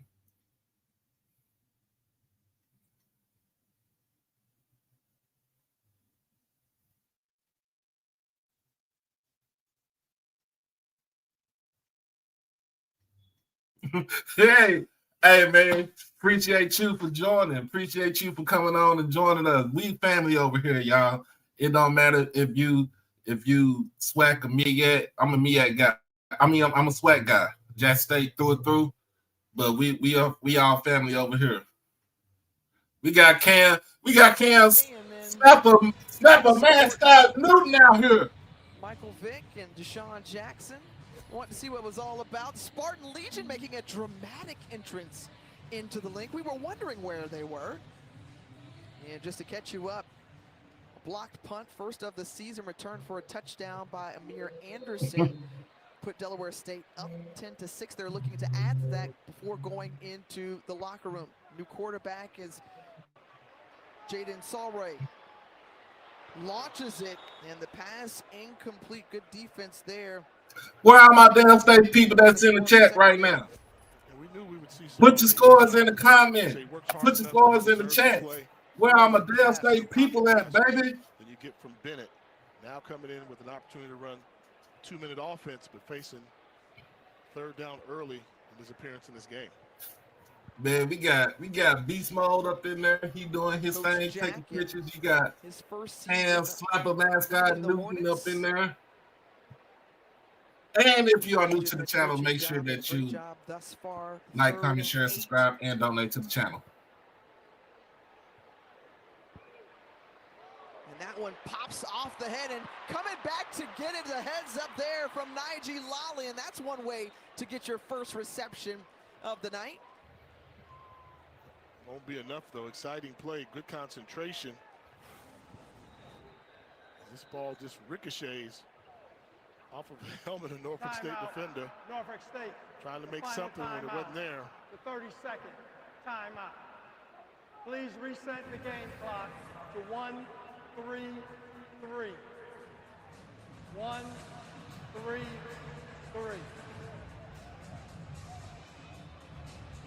And Norfolk State, who is now out of timeouts, does have an opportunity to get the ball back and perhaps put up some more points before going to the locker room. Remember, it's Delaware State who will receive the ball to start the third quarter.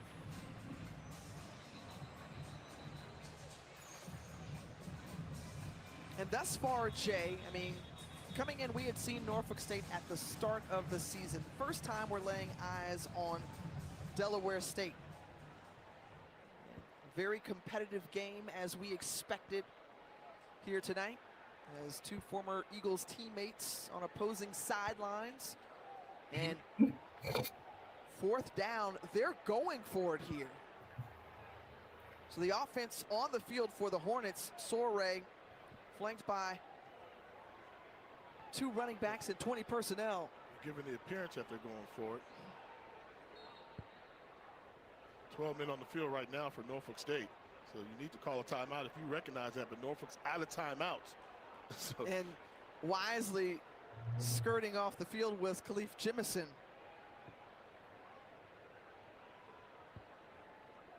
There's nothing that says you go for it in this situation. Up by 4 going into the half.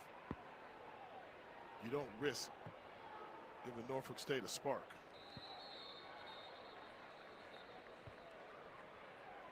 Delaware game, offense, number 13.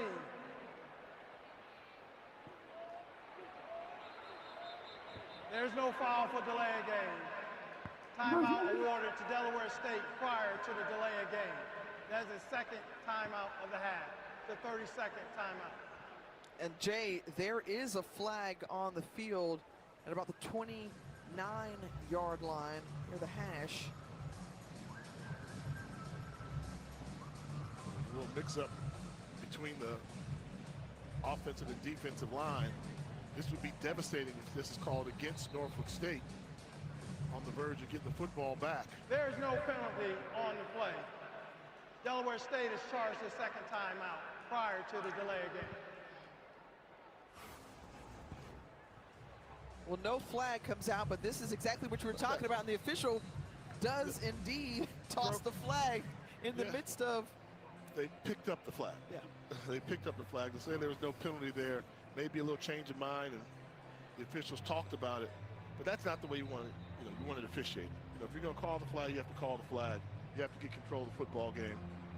Twice we've seen the officials kind of have an impact on this game in ways that they shouldn't. Well, you saw Coach Jack giving Derek Hatton, the referee, an earful just now. Key thing here for the return man, catch the ball. If it's a low line drive kick, you want to run up to it and make the catch. Don't allow that ball to hit the ground and take time away, and you want good field position. Dyson Roberts, the grad transfer from South Carolina State, gets it away. Jalen Loudermilk. Catch the ball. Indeed, you said to do that very thing. Instead, he lets it roll inside the 10.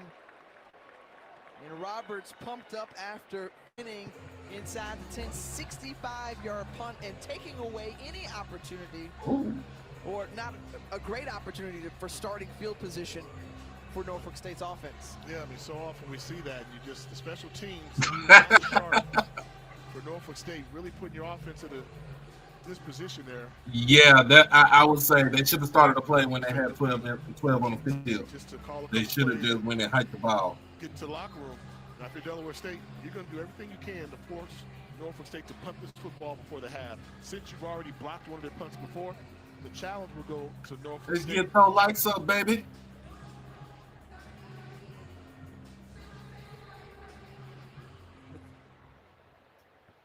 Michael Vick looking on.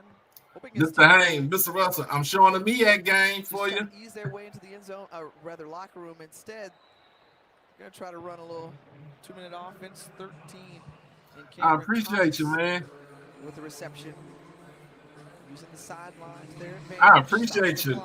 Appreciate you. Man, look, we all family up in here, baby. That's all it is.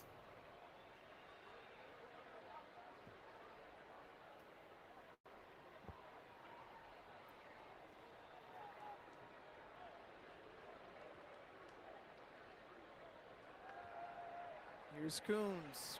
Coons feeling some pressure. Coons can't afford a safety, lets it go. Ooh. And Quincy Robinson was right there to drag down Coons. A penalty marker is out as well. As the image said, 21-14 Dale State. See, Coach Jack wants the safety, and if that's intentional grounding in the end zone, it's a safety. This is one of those head scratchers. Why? Go into the locker room, down by 4. Intentional grounding. Offense, number 4. Lost a down at the spot of the foul. This also qualifies for a 10-second runoff. Please reset the game clock to 57 seconds. So let's see where the grounding occurs. They're going to say he's not in the end zone. He's in the end zone. Oh, yeah. He is in the end zone. Yes. It's the end zone. That's the safety. What is y'all doing? That should be a safety. MEAC. He's in the end zone. MEAC refs worse than the SWAT refs. What are y'all looking at?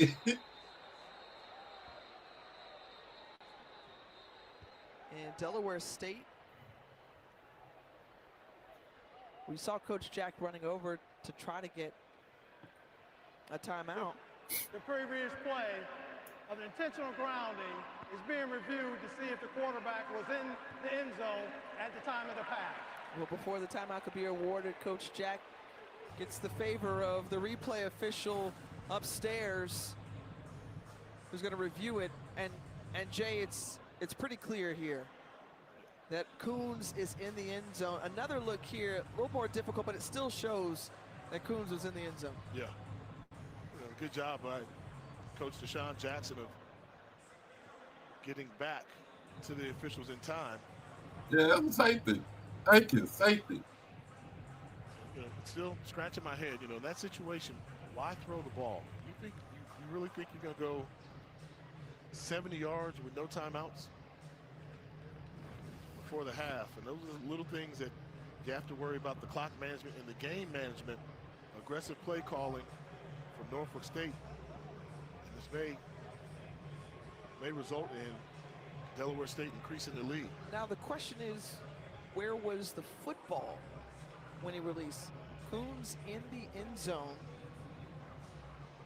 Was the football extended out enough?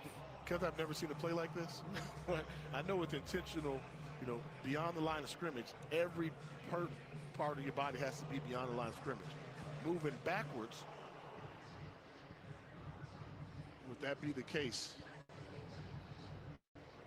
But as a football player, that says that ball, quarterback was in the end zone when he was getting rid of the football. While he was in the end zone, see here look, where his waist, hip, everything. Only thing not there, you can say maybe the hand wasn't in there. I need some clarification on that rule, but unless that's the case, his body was in the end zone.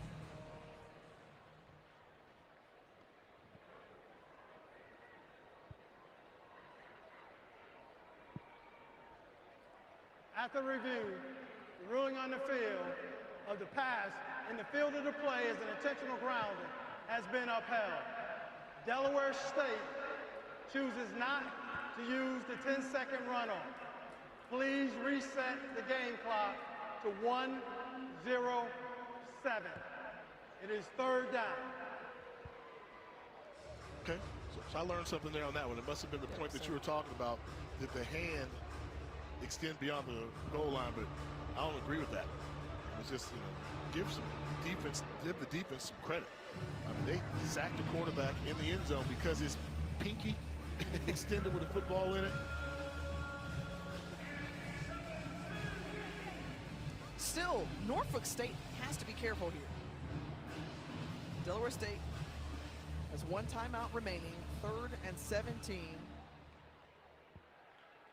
And the ball on their own 1-yard line. Norfolk State with Coons in the end zone, standing near that O. And spinning out and getting a little bit of breathing room is Xavier Evans. So Delaware State will spin their final timeout. Please reset. Lord game Myron, clock. I understand. I got you. 1-0-2. There is no 10-second runoff for the offensive player helmet coming off due to the timeout being called.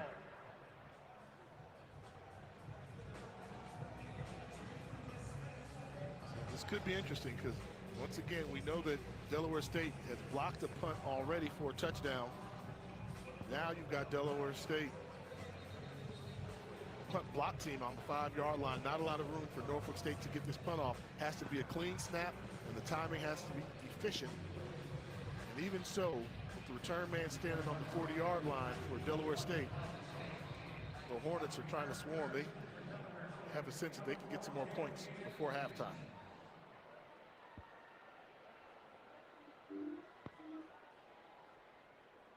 Peary deep in his own end zone.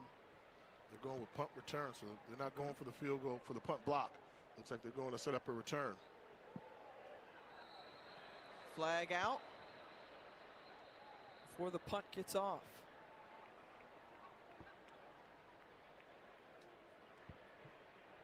Ball start. Offense, number 2. Half the distance to the goal. Remains 4th down. Now they went for the return on the previous punt with the flag coming in. Now they can only punt the ball 12 yards, 12 and a half yards. Normally you want to punt it from 15 yards away. I'd be surprised if they set up the return. I think now's the time where you absolutely go for the punt block. And they're backing them off again. Nope.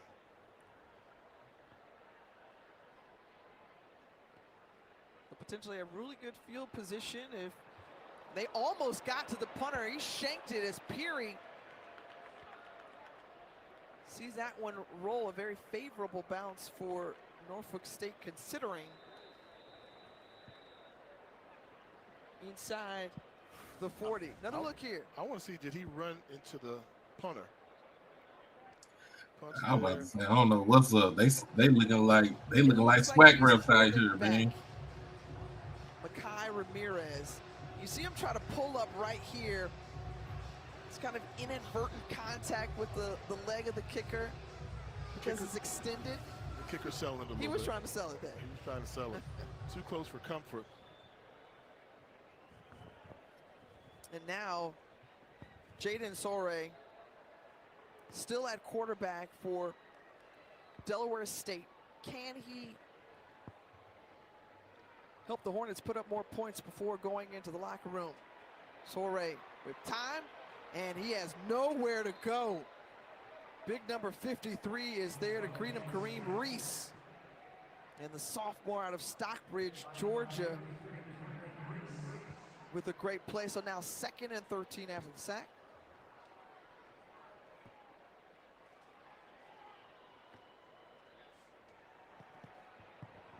Sore, who spins it, and incomplete. The pass intended for Maurice Clark, the Philadelphia native, incomplete. Brings up 3rd and 13. They had an open wide receiver running down the seam. Ball just floated a little bit on him. Tried to readjust. It would have been a big play, would have put him immediately in field goal range.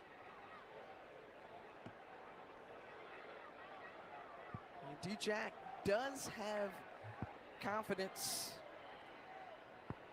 in his kicker if they could get it around the 30-35-yard line.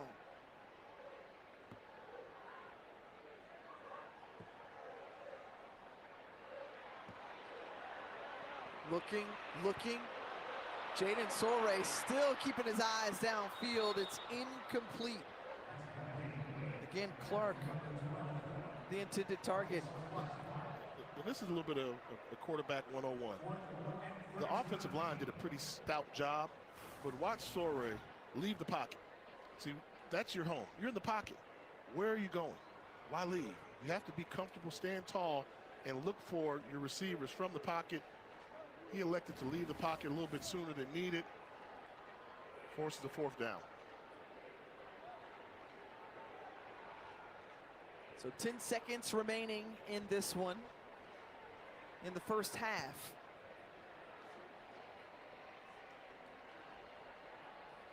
And some confusion there on the personnel as Sorey and Jaden Jenkins were running back. Appreciate Offense, the number donation. 13, 5-yard penalty, remains 4th down. Backs him up. A little bit more room to punt. Wow, disappointing end to the half for Delaware State offensively. You get the ball with that type of field position and you have a timeout.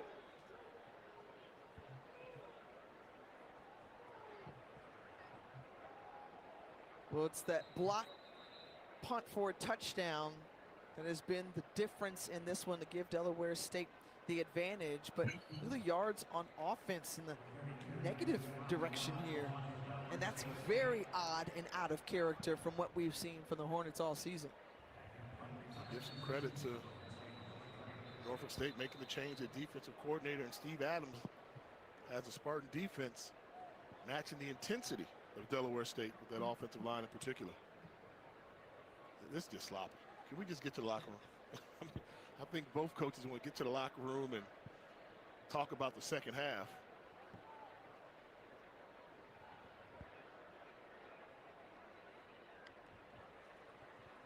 The play will be replayed. As it was not ready for plays, the center judge was moving into position. Still 4th down.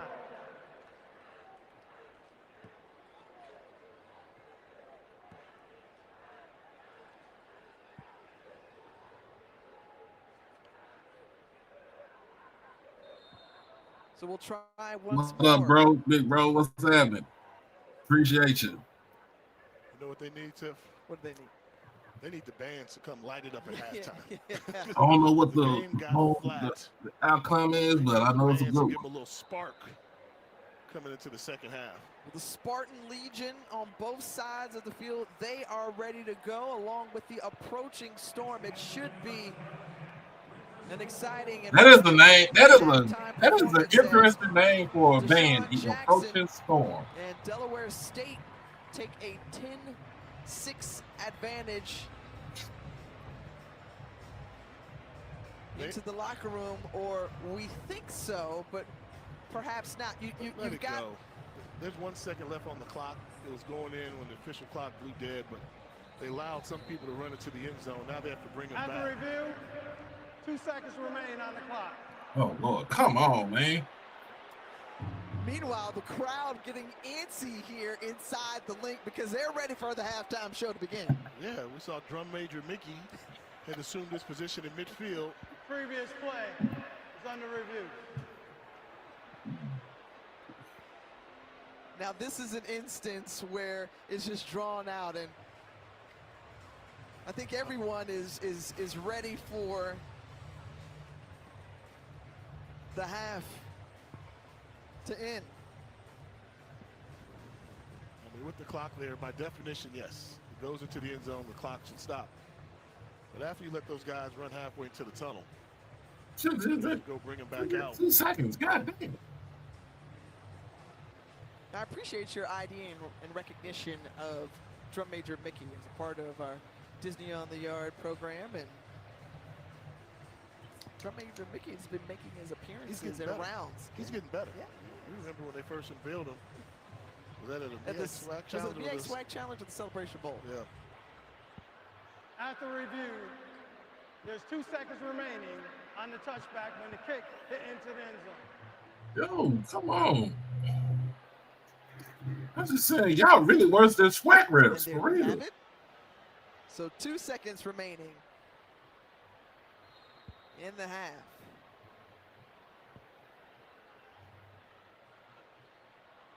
And now this brings us to the close of the first 2 quarters here. Are you sure? I believe so. I was slow to speak between Norfolk State and Delaware State. The Hornets, a home game for them at the Link with a 10-6 advantage over Michael Vick's Norfolk State Spartans. In what has been a homecoming from these 2 coaches.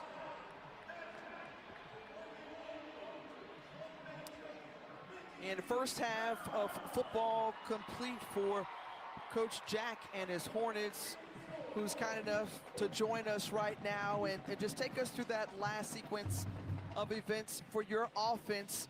And not being able to put up points there, what do you have to do to make adjustments going into the second half? Man, we're struggling right now, man. It's not a good outing by us right now. We just got to settle down, man. I think the lights are a little too big for the fellas right now. But at the end of the day, man, we got to play football. It's all about playing football, executing. We'll do a better job coming out here second half. Coach Jackson, you came out in the first quarter. You showed like Delaware State football. You ran the ball, moved it up the field. Negative yardage in the second quarter. What are they doing to take away your running game? I mean, they're just playing a good game, man. Mike Vick got the boys ready to play, man. Like I said, these lights may be a little too big, but I'm going to set them down. We're gonna execute. We're going to do what we need to do. We just got to, man, make the game not bigger than what it is, man. It's football at the end of the day. All right, thanks, Coach. We appreciate the time. All right, thank you. It's a pretty big environment. The lights are big. I see it. We don't get too starstruck too often, but there's a lot of star power here. And playing in an NFL stadium, home of the Philadelphia Eagles, coming up at the half, Kevin Connor, Sam Acho, and E.J. Manuel with more after the break. Yeah, it started to look like some swackish referee calling over here. Oh my goodness.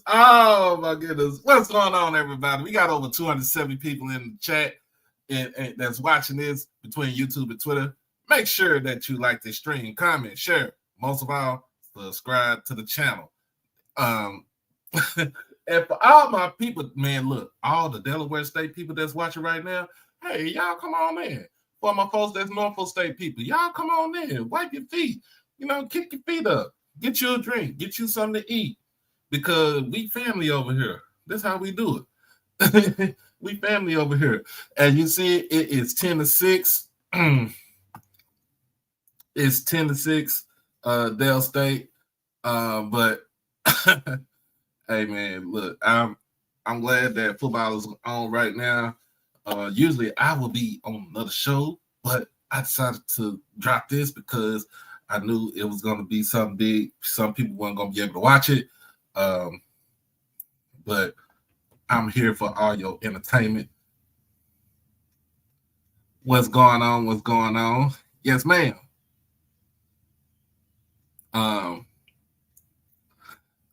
We do. So for all my Del State people that's watching, that's listening, my name is Doc Holliday.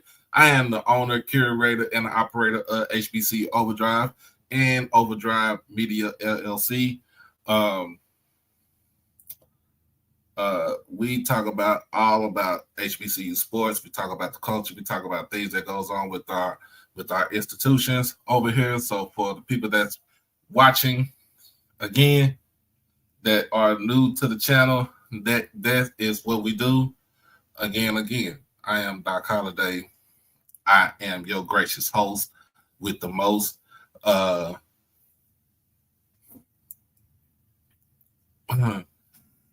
So it's good to have some good to have some more MEAC folks in here. Shout out to Mr. Russell Haynes. South Carolina State is in the house, is in the building.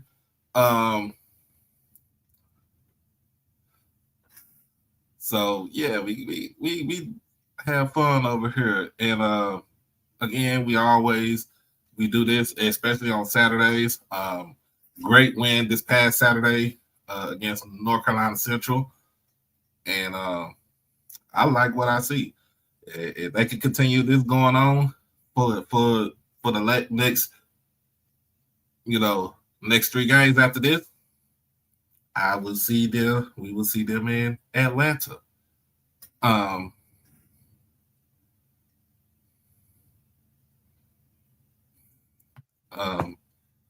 than that,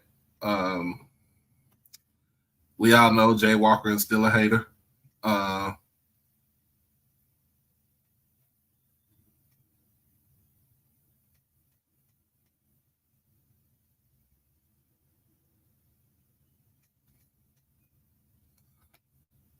But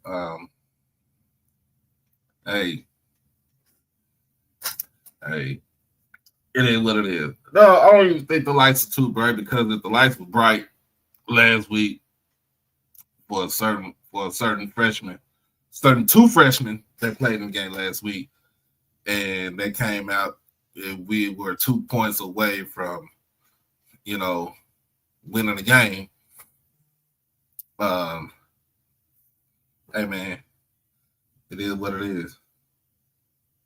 It is what it is. But like I said, we got some games this weekend. So, hold on 1 second.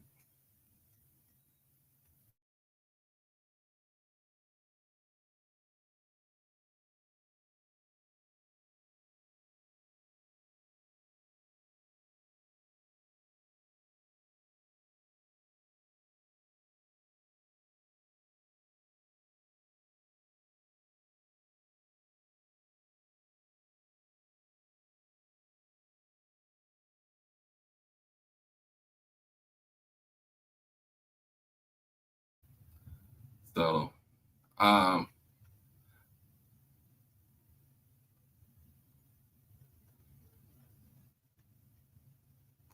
yeah, I want to talk about this. I don't know what to talk about. I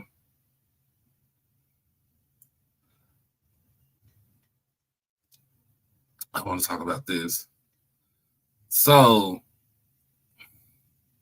LSU you already know LSU just fired Brian Kelly, even though Brian Kelly has a 34-14 record, losing to Vanderbilt and getting whitewashed by Texas A&M at home will not give you the satisfaction or another year to be the head coach of the LSU Tigers. He was fired on Sunday. And this is coming from, listen to this. So Tuesday's newsletter. When I said I consider LSU this cycle's hands down best available coaching job and arguably the best anywhere, I wasn't anticipating Louisiana Governor Jeff Landry declaring during yesterday's news conference, allegedly on state-funded assistance amid the government shutdown, that athletic director Scott Woodward will not be in charge of hiring Brian Kelly's replacement. Standing obviously behind a protecting the most vulnerable lectern, Landry said the school's board will handle the hiring, and wouldn't you know it, that board is largely composed of Landry appointees. In parentheses, then again, his proclamation yesterday was news to the board. It almost feels besides the point that LSU doesn't have a president at the moment.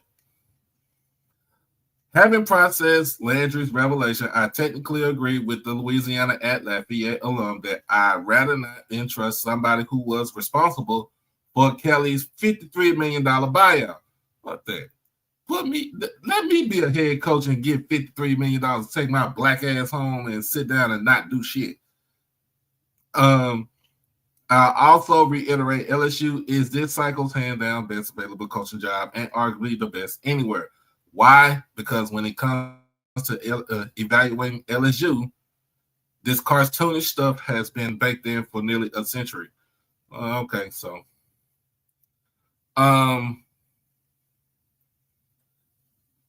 now what happened was they was talking about this. The reason why I'm talking about this, that the governor was like, I will let Donald Trump pick the next football coach for LSU. I just want to say, if you are living in the state of Louisiana, my man Chuck Hunt, I have to say that your governor is a certified crackhead.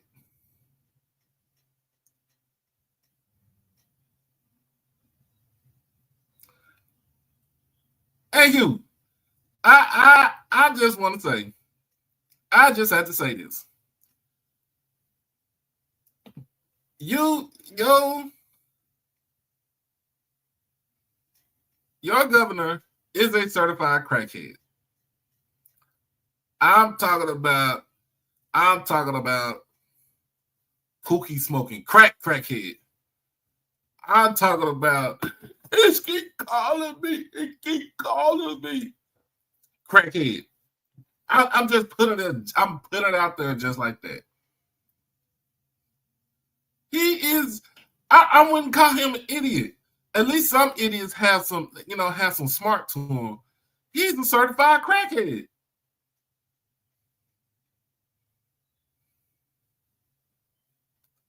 And now I can't find it, but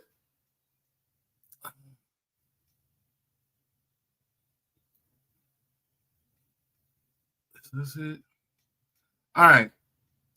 So here it goes. This is from Pete Thamel from ESPN. I have to say this, man. I have to say this. So sources from Pete Thamel says LSU and AD Scott Woodward are expecting to separate in the near future.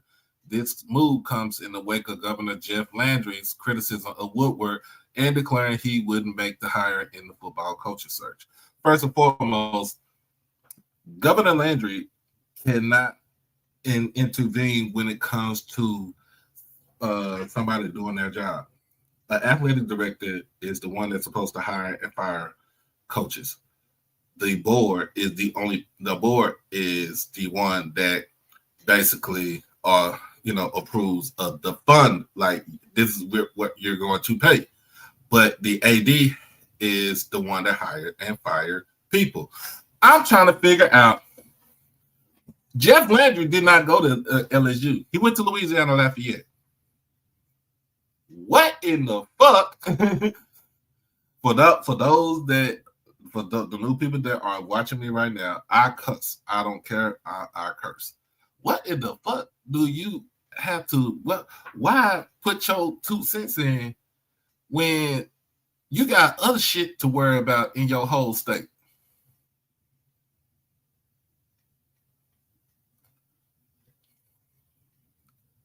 Yeah, James Franklin got $57 million to sit his ass down somewhere.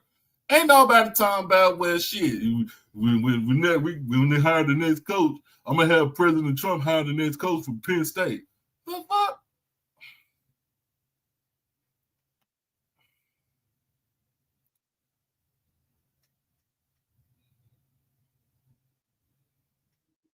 I don't know what President Trump got. I don't know what type of football acumen that he got, but he on some Sherm or something.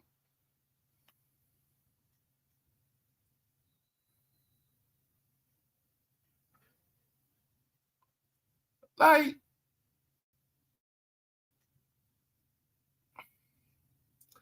$53 million to sit my ass down somewhere. Like, Jimbo Fisher got $70 million just to sit his ass down somewhere and not really do anything. You don't hear. I hate this dude. I really hate him. I be really ready. Y'all know how I am about this man. I be ready to roll his ass off a goddamn cliff. Greg Abbott won't say no shit like that. Well, we're going to find. Greg Abbott's not going to say no shit like that. Well, we're going to use somebody else. We're going to have the president get the head coach for Texas A&M. Because at least Greg Abbott has some sort of football acumen, because it's football fucking state in Texas. I'm for those who still don't understand, I am from Texas. I'm from Dallas, Texas. All right. But I'm just saying, what kind of crack is you smoking on? I don't understand. This really blew my mind. Like, it blew my mind, and if I was high, it would have blew my high. I'm just saying.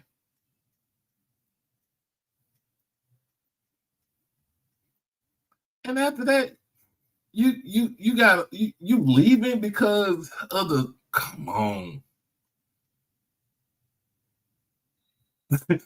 He said that Primo. I've been refusing to play too. I will tell you this though. I'm gonna tell you one thing LSU ain't gonna have on this on that sideline. They won't have a black person coaching that sideline.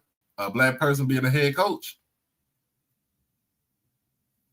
Oh, don't trust me. I be wanting to roll his ass in Lake Ray Hubbard every day in my fucking dreams. I'm just saying.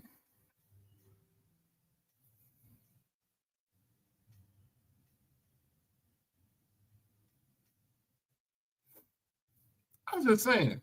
What the? Oh my god.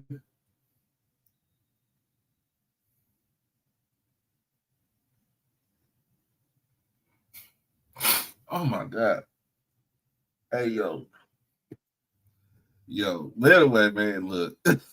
I just had to put that out there because it had to be said. Like, dude, I never heard no shit like this.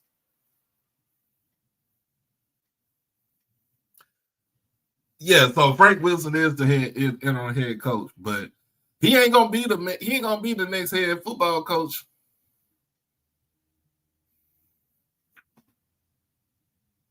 He ain't gonna be like this nigga is not about to fuck that shit up.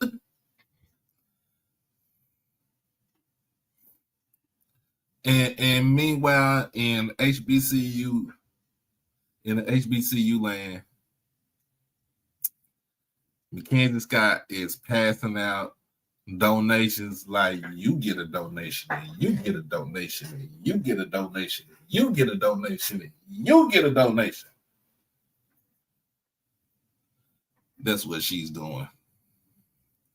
Somebody said, well, is she gonna run out of money?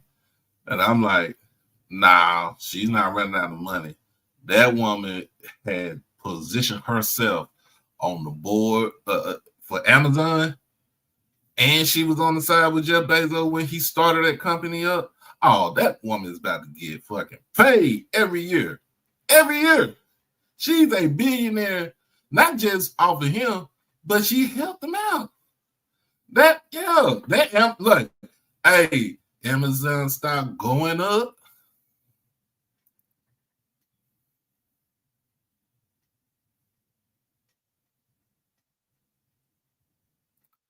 I ain't worried about shit. You know what? Because I told folks, y'all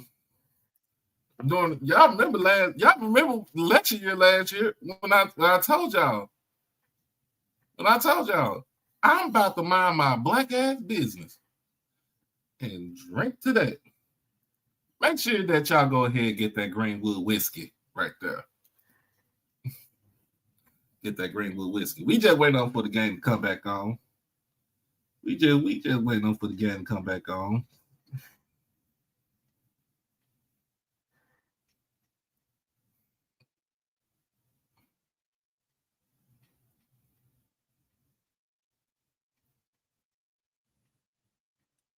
But yeah, waiting on for the game to come back on. It's must be a long ass halftime.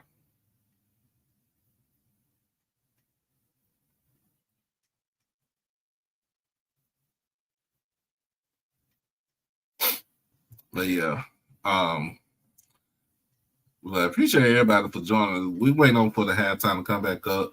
Got close to 200 people in that's watching this. So make sure you like, comment, share, and subscribe to the channel.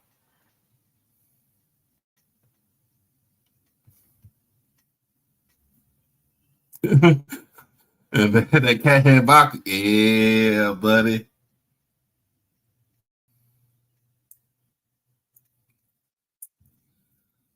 Oh, this is a good question. Does the first half reflect badly on the two coaches? I don't think it reflects badly on Coach Jackson or Coach Vic. I don't. I don't.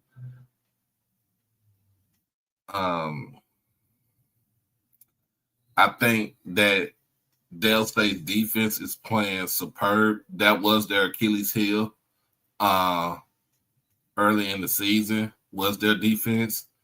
Now their defense has kind of hunkered down and picked it up, especially like with the offense. But you got to remember, Dale State leads the whole FCS. Dale State leads both FBS and FCS Division I football in rushing yards.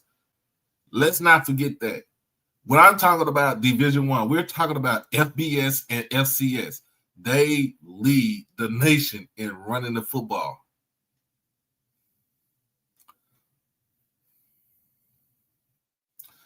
So I don't think it's an indictment on the coaches. So let me see what's going on right here.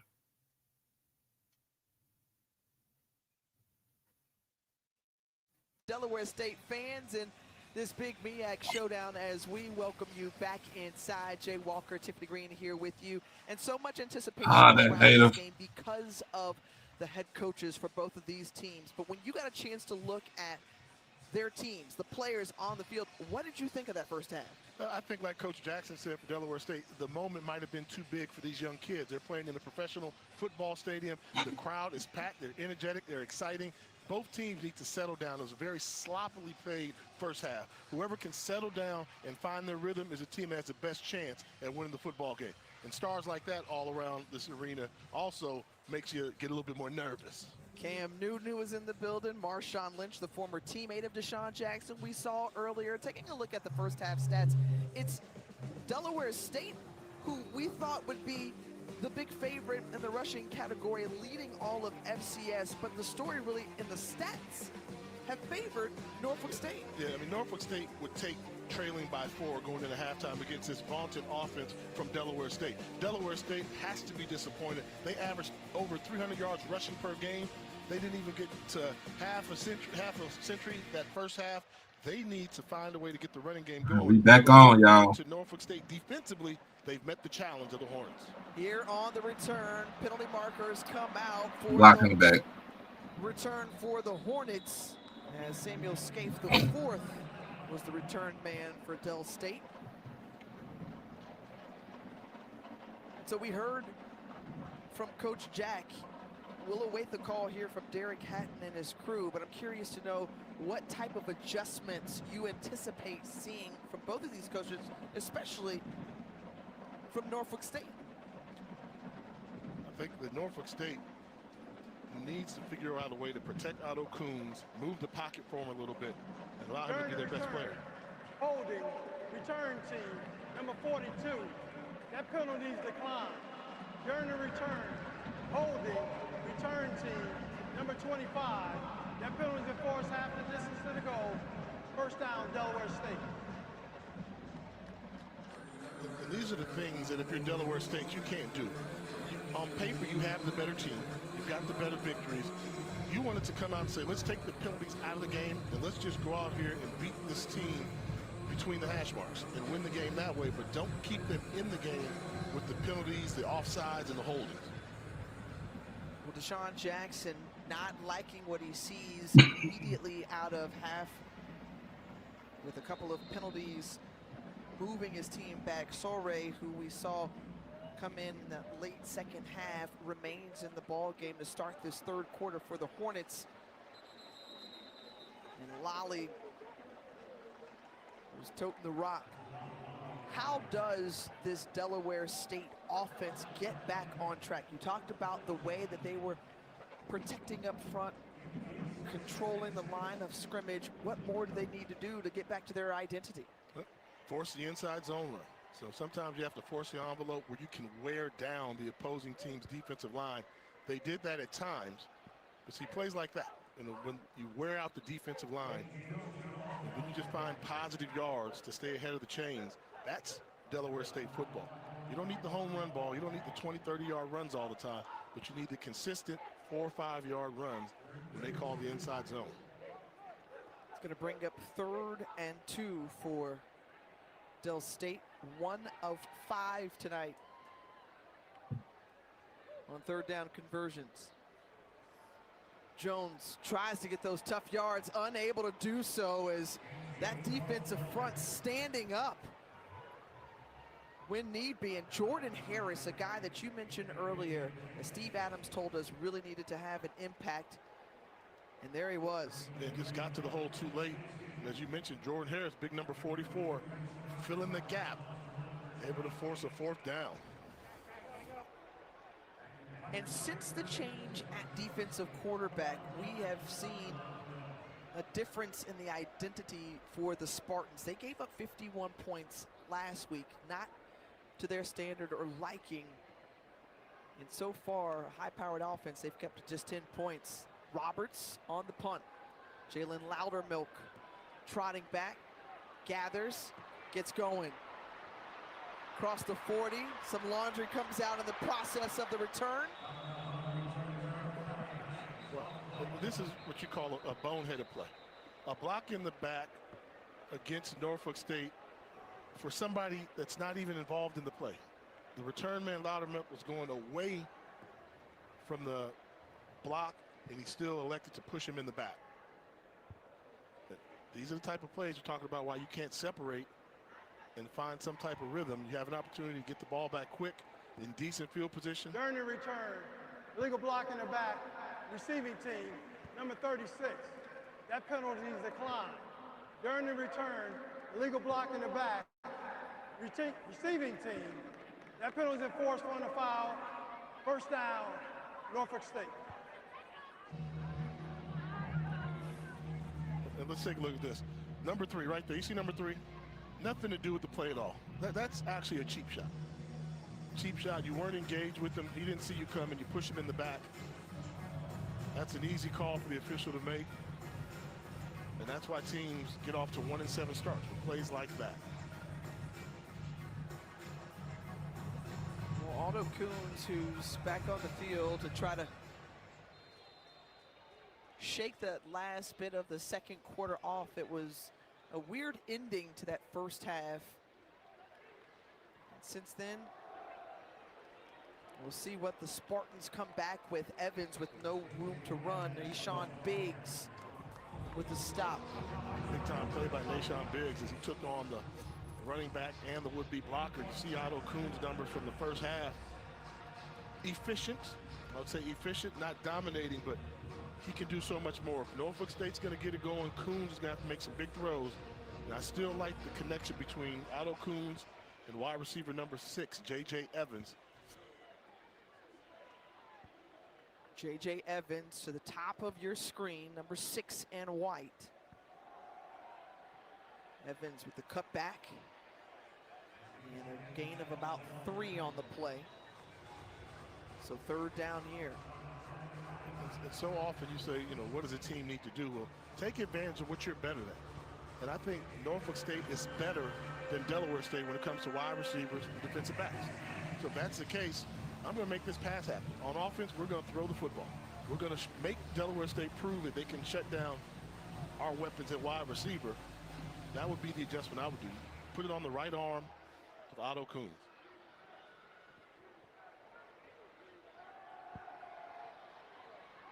Coons is looking. Woo. And just cannot connect with Trayshawn Kendrick. Wide open. Had Kendrick there. And that's on Kendrick. Coons went the right place with the football. It was there on the out route. And I don't know, for some reason or another, Kendrick just fell down. But that shows you the difficulty that Delaware State is having defending the wide receivers from Norfolk State. And at this point in the season, many teams are experiencing players being down, out with injuries. Certainly this defensive unit has been plagued with injuries, but it's next man up mentality, says Brandon Blackman. And right now he needs his defense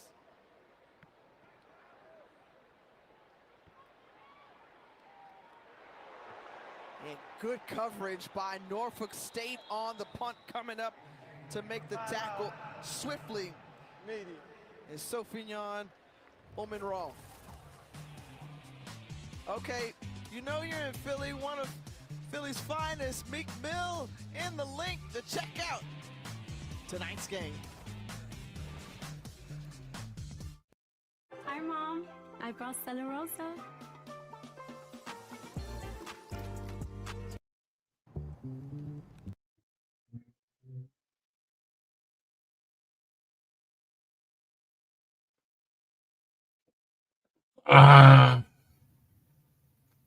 Well, I don't know what that receiver's doing.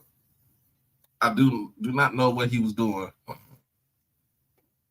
I do not know what he's doing. But still, Dell State still has the lead 10-6. Be back here Saturday afternoon. First game of the season. First game of the weekend will be Prairie View versus Bama State. That's at 2:00. Make sure you get your cat head vodka. Make sure you get your Greenwood whiskey. Make sure you get your food, your barbecue, everything right now. And be ready for Saturday. What up, though?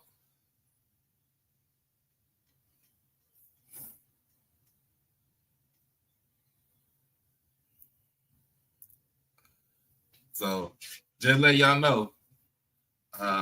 SWAC play. Remember, SWAC play in the East. 3 teams sitting at 3-1 in conference. 1 team sitting at 2-1. In the West, Prairie View sitting at 4-0 undefeated, followed by Texas Southern at 3-1, and a surprise at 2-2. Grambling is making their way back into the fold. So it's a lot of football to still be played in the SWAC. Some teams have four games left, other teams have 5. So chaos will happen this weekend in the SWAC. I mean, and to let you know, chaos will happen in the MEAC because again, you got South Carolina State, Morgan State playing, and you got Central and Howard in DC.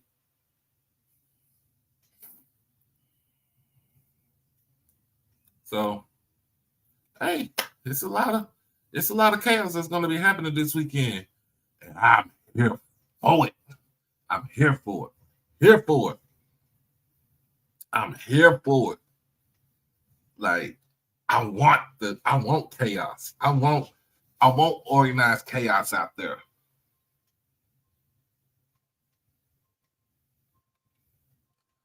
All right, let's get back to it. It should be coming back up.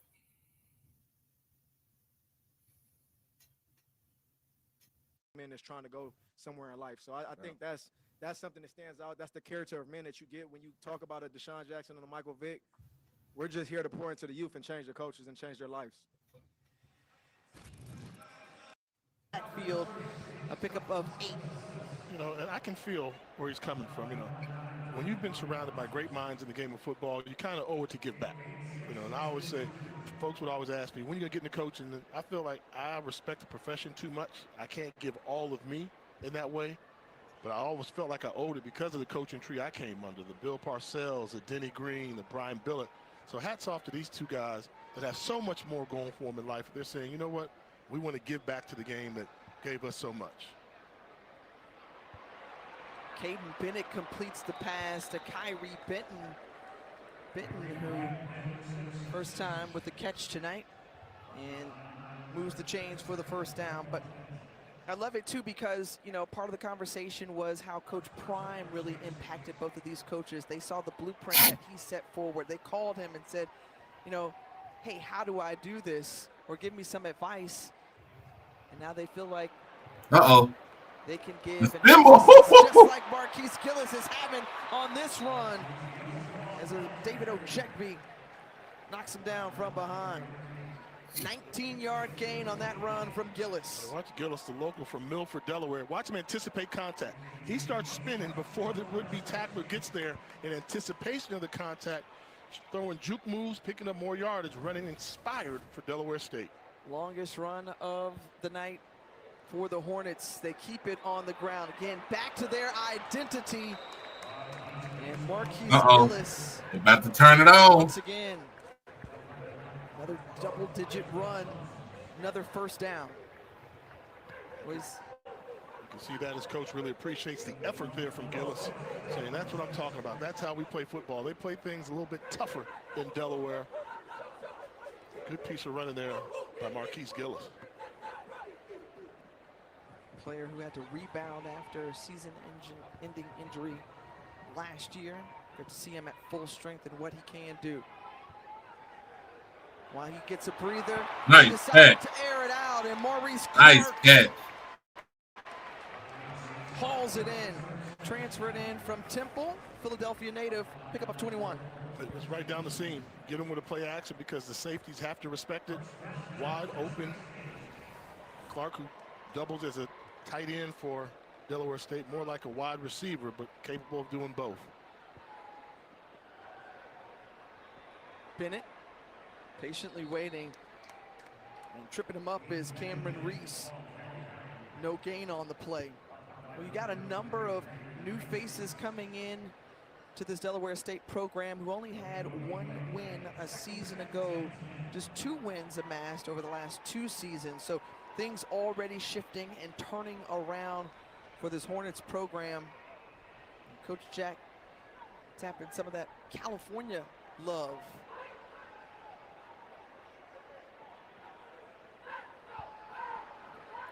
Jones on the carry. That's what a lot of folks have said. Oh, well, Sean Jackson, he's just winning because he got all those players from California that came in and some junior college guys and some high school guys. But, I mean, that's college football today. You go where you have a base, and his base has come in and done a really good job. And there's still enough local talent there on the roster. We talk about Gillis. We talk about guys from Delaware State football has always had a New Jersey connection, Pennsylvania connection, and a Maryland connection. Those relationships are still here. Most of the starters are not from California.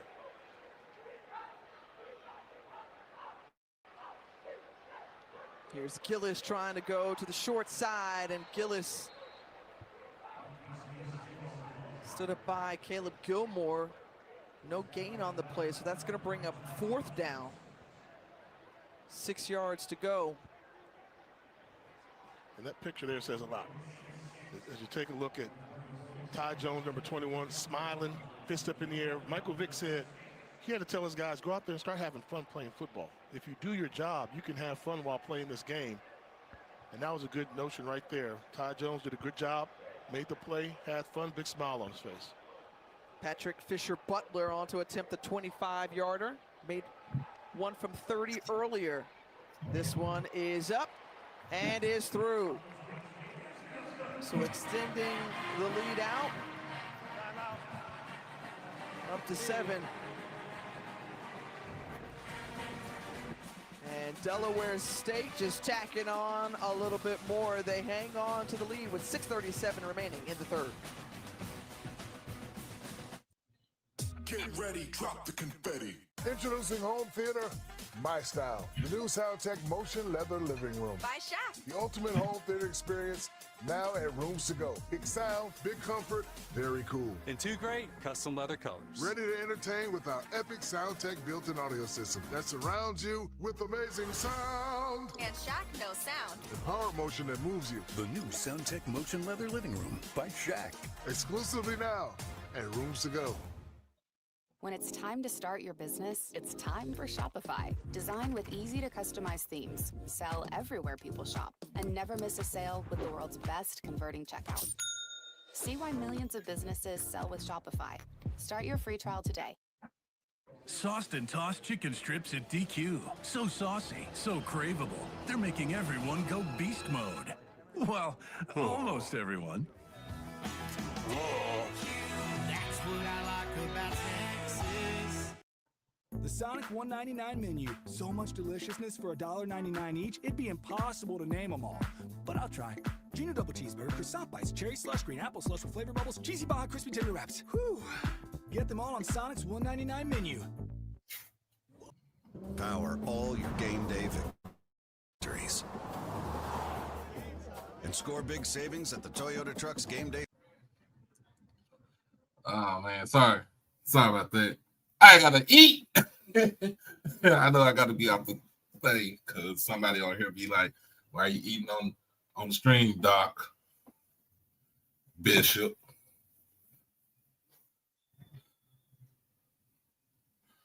But anyway, let's get back to it. Game coming back on. Certainly some major games going on. Texas A&M well-deserved rest after their big win against LSU. Alabama the same. Penn State, Ohio State. It's going to be a good one at noon. But I got to tell you, Jay, my eyes are set on Vandy and Georgia Tech. What great stories they continue to be this season in college football, continuing to build. For this weekend, but, you know, if you're Vanderbilt, I need another quality win. You know, Alabama, who's been the powerhouse in that conference, they've given you the loss for the year. So show me you can beat a team like that, you know, that Georgia program. But I'm pulling for Marcel Reed. You know what Marcel Reed is? Quarterback for Texas A&M. Jalen White here on the return, trying to stiff arm the defender. All right, tell me more about Marcel Reed. I know you want to keep going. Look at this. They're talking about keeping it going. And Jay, we have seen some pushing and shoving in parts throughout this game. The referees or the officials have done a nice job of keeping this game under control, but you know it's nearing a tipping point. This is an important game for both. Is Norfolk State trying to right the ship for the remainder of their season? You know, you got to let guys out of it. Very fortunate the penalty wasn't thrown. You know, guys trying to push. Look at the push in there. Oh, come on. Very lucky they did not get penalized. No room for that in today's college football. You got away with one.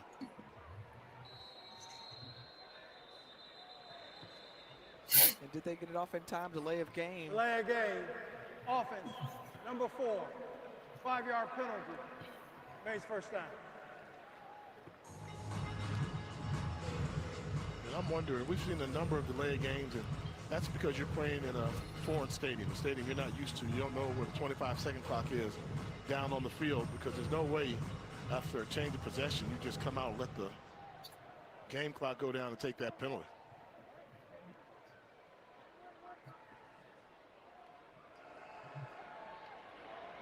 Coons in there, the J.J. Evans. Evans, who caught the touchdown earlier, the lone score for Norfolk State before the missed extra point.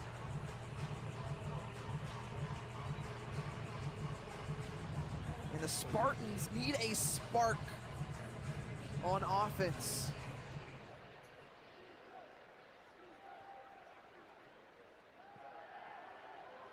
Here's Trayshawn Kendrick. Kendrick with a nice cut back and moves. Stiff arm, keeps going out near the 43, 44 yard line.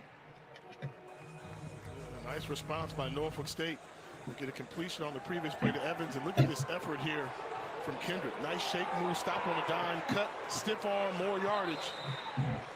Kendrick showing you the explosiveness. That's why I said earlier, I think the strength that Norfolk State has in this game is their wide receivers may be too much for Delaware State's defensive backfield.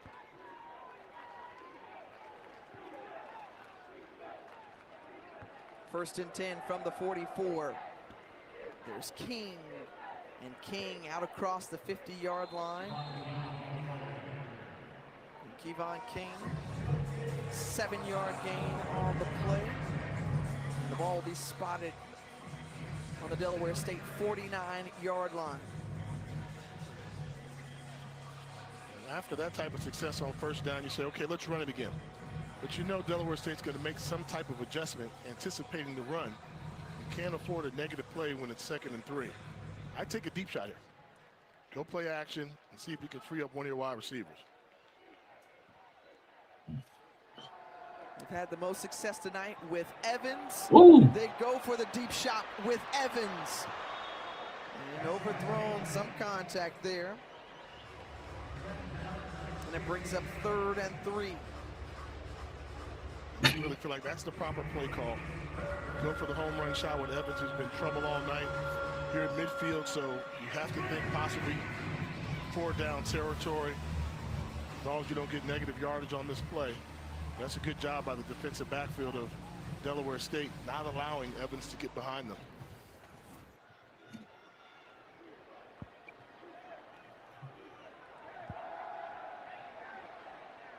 Out to King and just overthrows the running back.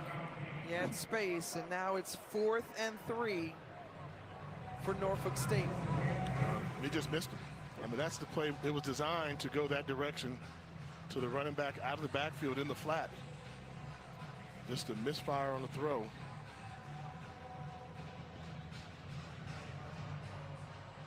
Norfolk State has had some chances here tonight. Only 6 points to show for it. They got to punt it away with Marco Peary, the sophomore from Norfolk.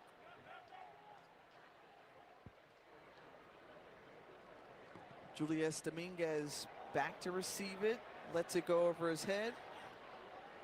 And this time it doesn't go into the end zone and pinned inside the 5-yard line. So fortunes turn for special teams. Meanwhile, an injured player on the field for Norfolk State. We'll tell you more about it when we come back.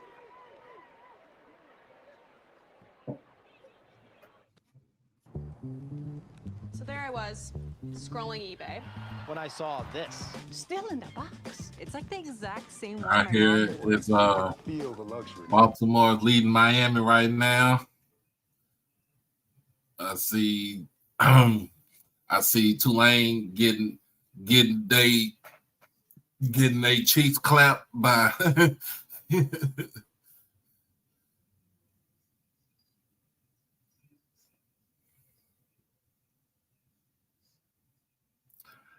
and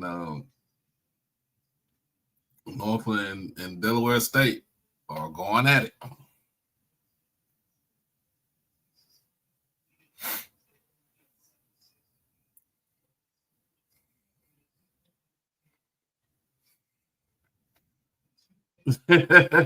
He's like, I'm only here for comments and HBCU overdrive. Appreciate you, man. Appreciate you.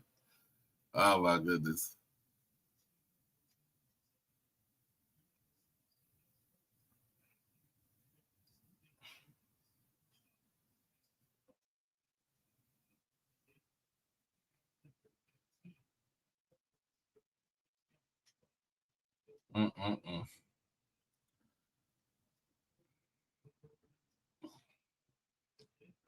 Well, yeah, man, we just waiting on for Saturday, y'all. And y'all already know how I do it. Come in early Saturday morning, take my little nap, be ready for the games, stream all day. Y'all know how I do it. No time off, baby.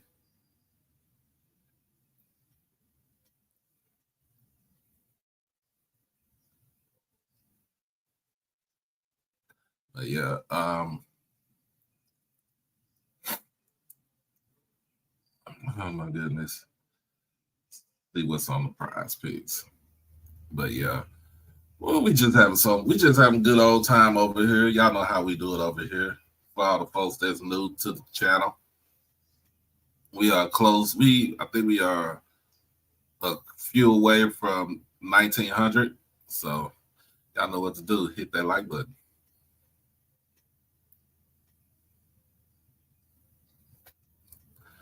I'm sorry, Tua ain't throw a touchdown pass, or Derrick Henry ain't ran a touchdown pass, or caught a touchdown pass.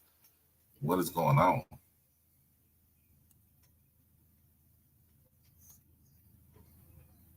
No square off against Dak Prescott and the Cowboys, 8 Eastern on ABC, ESPN, ESPN Deportes, and the all-new ESPN app with Peyton. Cowboys playing on Monday night. With NFL Live, 3 Eastern from AT&T Stadium. That's my quarterback right there. Dak Prescott is going to have a couple of nights on Monday Night Football over the next 3 weeks. That's my quarterback. Total QBR, and good to see the injured player come off the field. And Sofian Ominru, excuse me.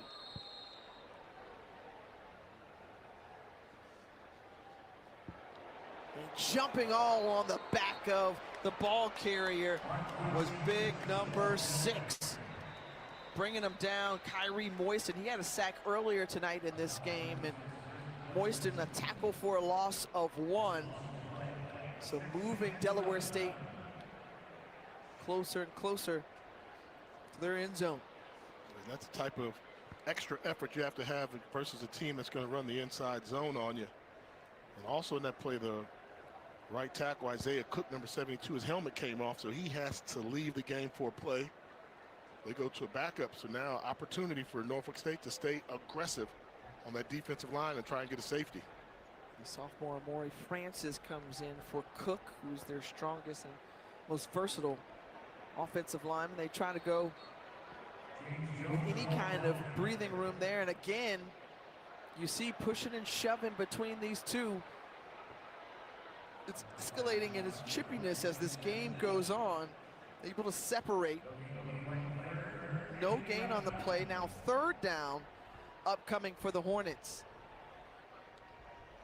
Respect Norfolk State, the defensive line has risen to the occasion on this drive. Now can the secondary do something in the passing situation?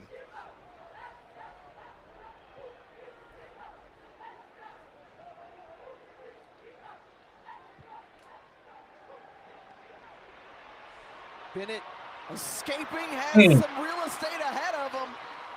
And a 1st down picked up off the legs of Caden Bennett. 17-yard gain. Sooner or later, the #1 rushing quarterback in FCS football was going to make a play. Steps out of that tackle, outruns another would-be tackler, picks up a crucial 1st down for the Hornets. And Bennett, you see, kind of favoring a little limp there. Empty backfield as well, so hopefully that's just a cramp.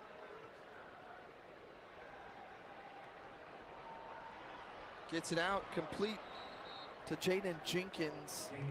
A short gain on the play. We'll pick up about 5. And Jay, for all of the energy that we felt coming into today's game, all of the talk leading up to it, this was decided back in August. This was the one that folks were circling on their calendar to watch these two NFL greats, now head coaches, go head to head. It's a close ball game here. Late in this 3rd quarter, just a score separates Delaware State from Norfolk State. Gillis tries to move the pile a little bit, pick up of 3. I'd be curious, what do you think we've seen? More Vic jerseys or more Jackson jerseys in the crowd?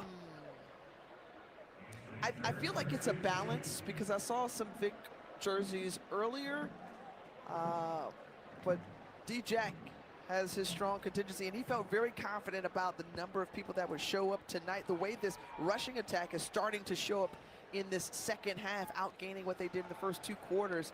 65 yards on the ground and counting.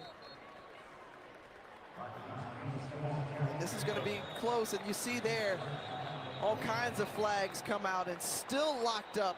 This big number 69, Justice Johnson, was tied up with one of the defenders. That's Isaiah Cook. He might have been called for a personal foul after the play was over.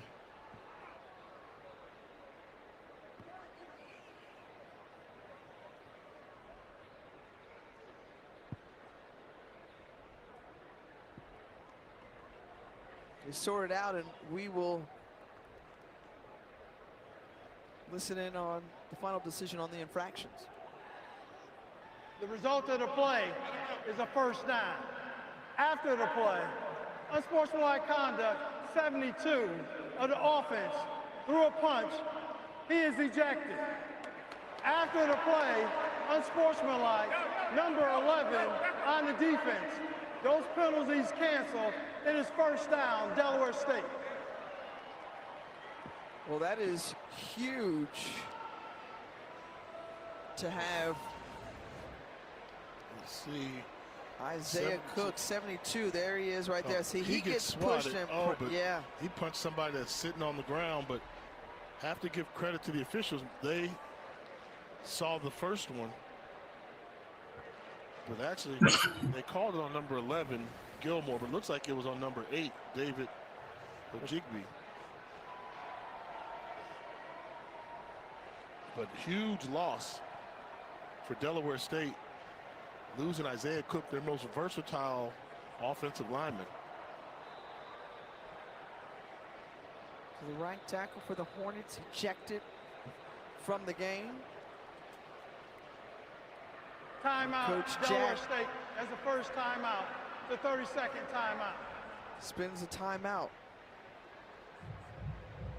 Well, again, when you're trying to install culture into your program, that was the first thing that Coach Jack said they had to do coming into this program, challenging that discipline early on. See 11 involved there, but Ojegbe, who was on the ground, you saw that first punch, and Coach Jack on the officials and staying in their ear, but you know, he's come in to clean that up and really give hope to this program who had not had success in recent years. Right? They haven't had a MEAC championship since 2007, and now we've seen his team come together and have consistency week in and week out, and that is obviously not the way he wanted it to shake out with his starting right tackle, Isaiah Cook, going for the rest of the game. Back to action here. The wave starting inside the link. 1st and 10, Hornets. And the pass complete. No gain on the play to bring up 2nd and 10. I tell you, the intensity in this place is picking up a notch. It's a battle of wills right now. This is conference game. You know, Norfolk State realizes if you lose 2 games in the MEAC, your season is done. Delaware State finally getting a chance at some success. They want to continue the experience. Jay, this picture says that these fans have been on point, and they're creating that energy inside the link. Jay, you even participated. You didn't do it. How do you not get involved in the wave? Come on, Tiff. That is the end of the 3rd quarter. I love it. Talk about the energy's been here all night long. Both schools' fan base showing up big time. Game is still in the balance. There was a tree down in the woods, the prettiest tree that you ever did see. Now the tree. Hey, yo, that crowd looked like it's about 30,000 up in that junk. More than 30,000. More than 30,000. That's more than 30,000 up in there. It's on ESPNU, bro. If you got ESPNU. But that's more than 30,000 in the stands, man. We are tomorrow. We are in the last days of October. We are officially 2 months away from ending the year. Yo.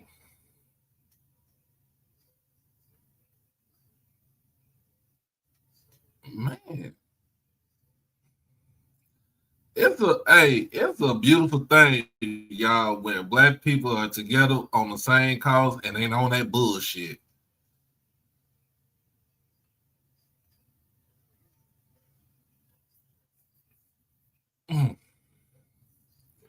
But yeah.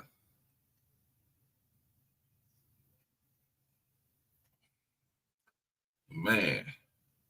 I ain't turned my air off, boy. It's cold up in this damn house. As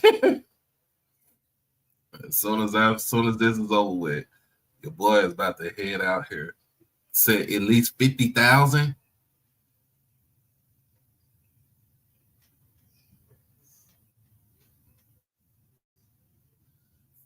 Said at least 50,000. Hey, yo.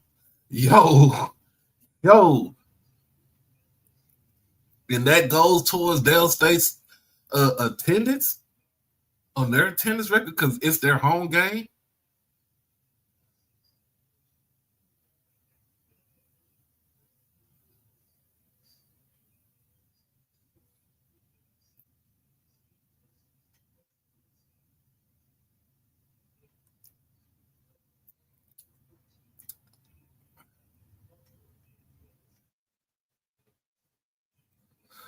Oh my goodness.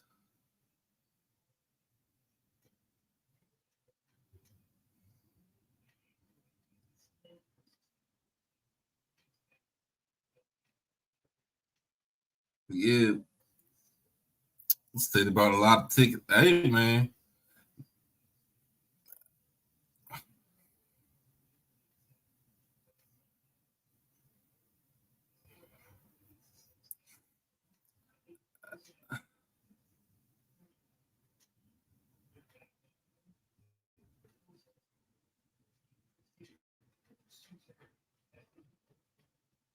Means a lot in the short sprint for MEAC championship. Currently, Delaware State sitting at 1-0, undefeated in conference play, trying to remain that way as the Delaware State Hornets, who have started to turn things around here in this second half, getting that rushing attack going and looking for more under first-year head coach Deshaun Jackson. Meanwhile, Norfolk State looking for their first conference win under head coach Michael Vick. Jay Walker, Tiffany Green back here with you as Jaden Jenkins out of the backfield, and what an outstanding tackle made by Dalen Long. This is how you pursue the football. Inside out. If you can make the offense settle for the swing pass, they're doing that for a reason. They want to get a linebacker in open space, burst a running back, and just look at the angle of pursuit. Number one, he's coming over, gear down, follow through, make the tackle. Textbook play by Dalen Long. Dalen Long, who's moved all around in this defense, and Steve Adams has him as a Mike linebacker here tonight. 3rd and 10, Caden Bennett surveys, a helmet comes off of the player for Delaware State and tripped up in the process as Caden Bennett, as a penalty marker comes out. Cameron Reese with a nifty tackle. Is this going to be hands to the face on Norfolk State, possibly? Oh, Caden Bennett is hurt. You got to take him out. Defense number 6, 15-yard penalty, automatic first down. Number 71 may remain in the game. On the left side of your screen, just gets underneath helmet, comes clean off. 15-yard penalty, that variety, and Delaware State, the beneficiary, going to get a first down. And Jay, we saw this on a previous drive, but worth noting that Caden Bennett is still limping. You see him walking up to receive the snap. He's playing through it. So we'll keep an eye on that.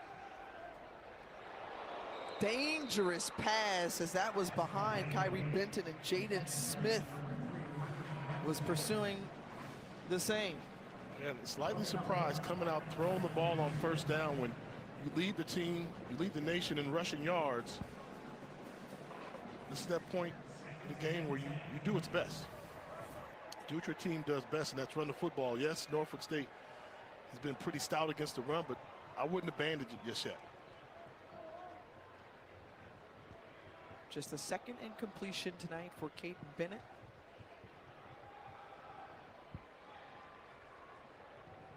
And a strong run up ahead, down near just about the 50-yard line. And an injured player down for Norfolk State.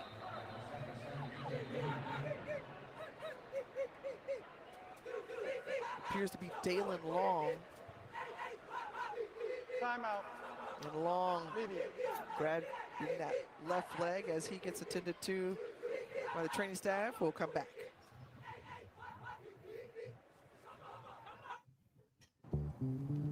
So there I was, scrolling eBay.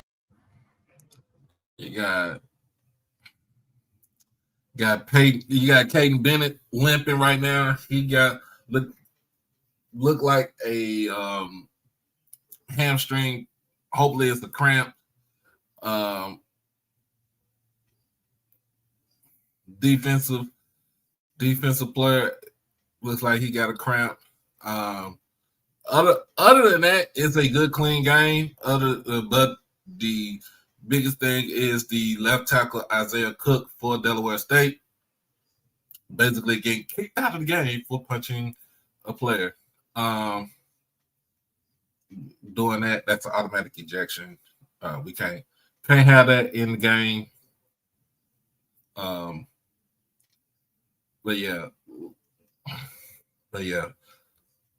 I like to thank everybody for joining us tonight on this good Thursday night. Usually I will be on I will usually be over at with my guy Troy and the Gather Old Man podcast. But tonight I had to come over here tonight because it's, this game is very important in the eyes of the MEAC.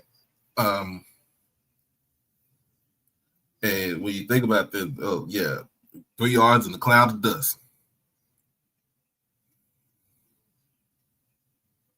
Ain't no problem, man. No problem. So, should be coming back up. So,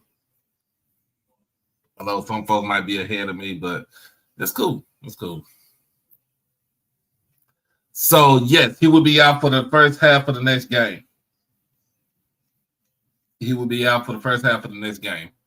And the next game for them, let me check and see.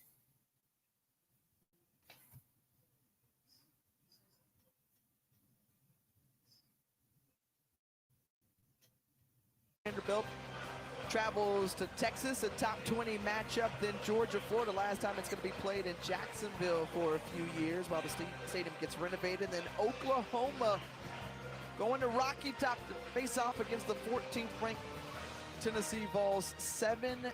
That's crazy to First see time Vanderbilt 7-1. 1941. They are anchoring down in Nashville. Delaware State has Morgan State, and that's going to be on a Friday, November the 7th. So next week, next Friday, that will be the MEAC game of the week.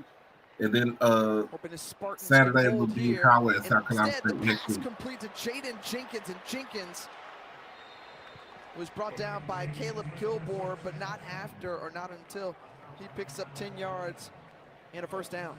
They got fortunate. There was a great break on the ball by the linebacker, right side of your screen, number 10. He should have caught. He should have done that for an interception. That pass. But good job by running after making the catch to pick up additional yardage by Jenkins.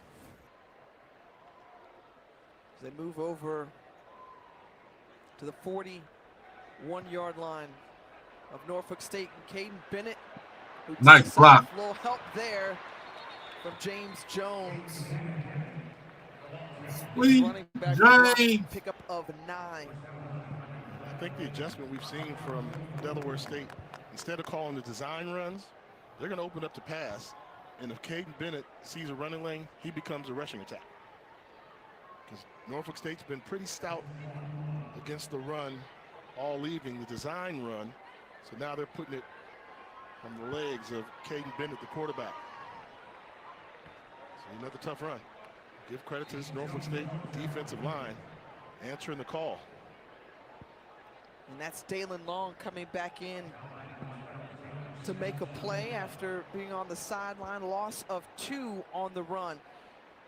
And yes, credit Steve Adams and what he's done since taking over as defensive coordinator, because coming into today, the Spartans gave up 195 yards on the ground per game this season. And they have kept the top rushing attack in all of FCS to 117 yards so far tonight. 3 for 3 on this drive on third downs, and that's another pickup there. 4 for 4 is Marquise Gillis, the ball carrier. Boy, the impact that Clinton Portis has had on these running backs, we haven't mentioned his name tonight, and Marquise Gillis has benefited from his knowledge. And the running style, not a lot of wasted movement, able to hit the hole in a hurry with power. Anybody can run through a hole, but where's your shoulder pad level? How much power are you generating as you go through would-be tacklers? And we've seen Delaware State running backs do a good job. quickly out the hands to Kyrie Benton, and the tackle made by Makai Frisbee. I've been wondering when they were going to take advantage of the soft zone coverage on the outside. Makai Frisbee, he's been playing off ball all evening long. Seems like you can take that quick little hitch route or slant route on him all night long. See him at the top of the screen. That's a lot of cushion.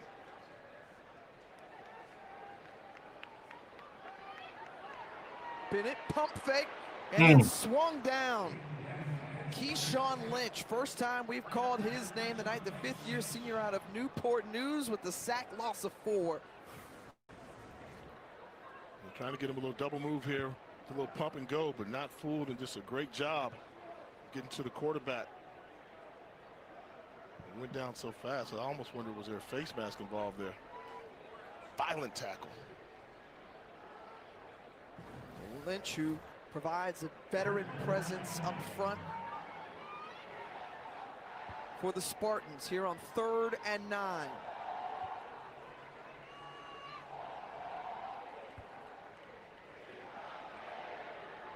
Bennett with time, looking, man, touchdown, wide open. Wow. Just like that, Tamir Ellis, the tight end, hauls in the score, and Delaware State extends their lead.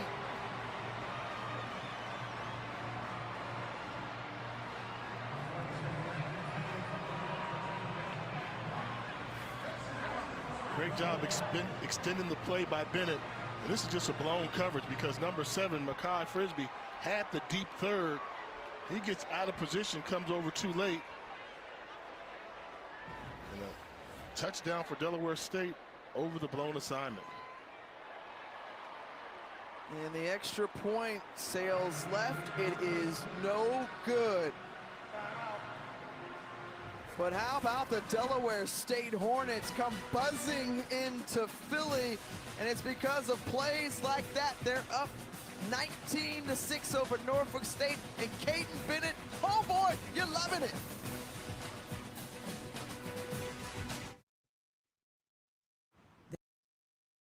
That hamstring feeling real good now since he got that pass off, got that touchdown. They looking like themselves now.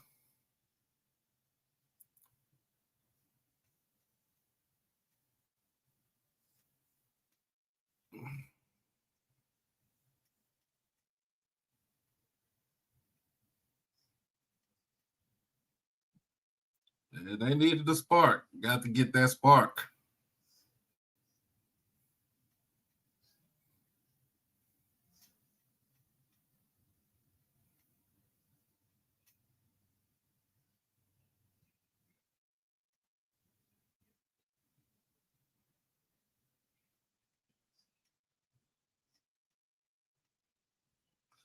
But yeah, let's see what you got. What you got for me?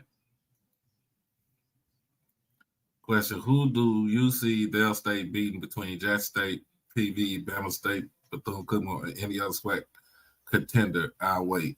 Now,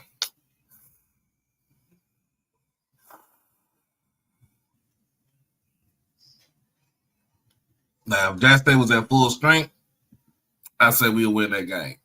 But I don't know. We could get them. They could get us. I can see them beating Prairie View. I don't really see them beating Alabama State. That is too much offense on the field. And I think I can see them beating Bethune-Cookman. They can definitely beat Texas Southern, and they definitely could beat Grambling.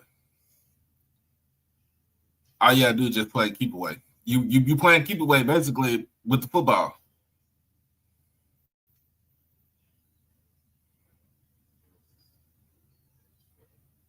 This one, Jay, you said was too easy. Yeah, kind of figure out what is going on out here in the secondary. This is Makai Frisbee, the cornerback.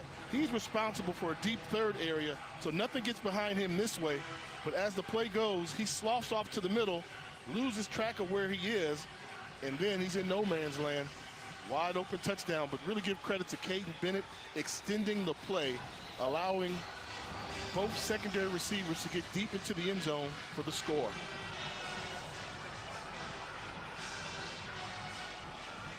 And check out this Columbia blue and cherry red inside the link. Delaware State fans. I'm gonna have to tell Coach DJ to give me a Delaware State hoodie now. Two HBCU fans up in Philly enjoying this one. Jalen, his own goal line. Jalen White with speed, space, keeps it going. Penalty marker comes out in the process of the return.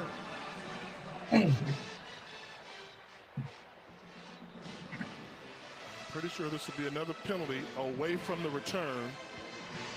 That's going to cost Norfolk State good field position.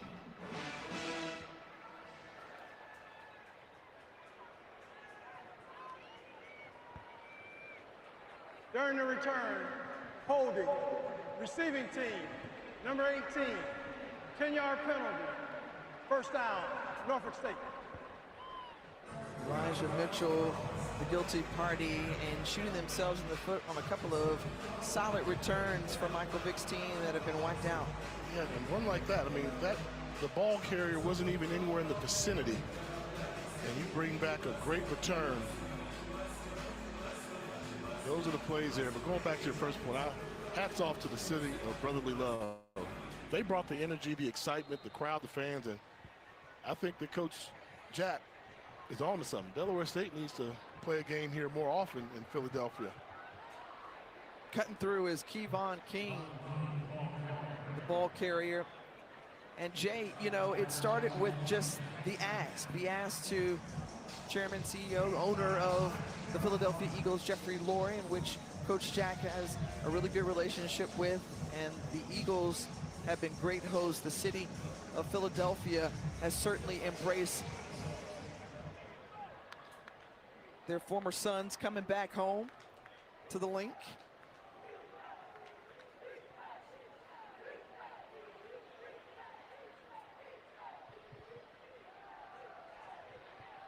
Second and 5 with space on the outside. That's Cameron Thomas. And Thomas flung down by Wayne Favors, the third first down. You think about the state of Pennsylvania welcoming in this HBCU exuberance. Of course, they are home to the two oldest HBCUs in the country, in Cheney University and Lincoln University. And the drives since those first two for Norfolk State have not netted much in terms of yards. Otto Coons has all day to throw this one. Too tall for his intended target, and Favors the third almost comes up with it. And just another misfire from Coons. You know, this is an example of what they call happy feet by the quarterback. Spinning out of the pocket when you necessarily don't have to. And I mean, you have to be able to put that ball right in the numbers. Evans is a fantastic wide receiver, big target at 6'3". He airmailed that one. Missed opportunity.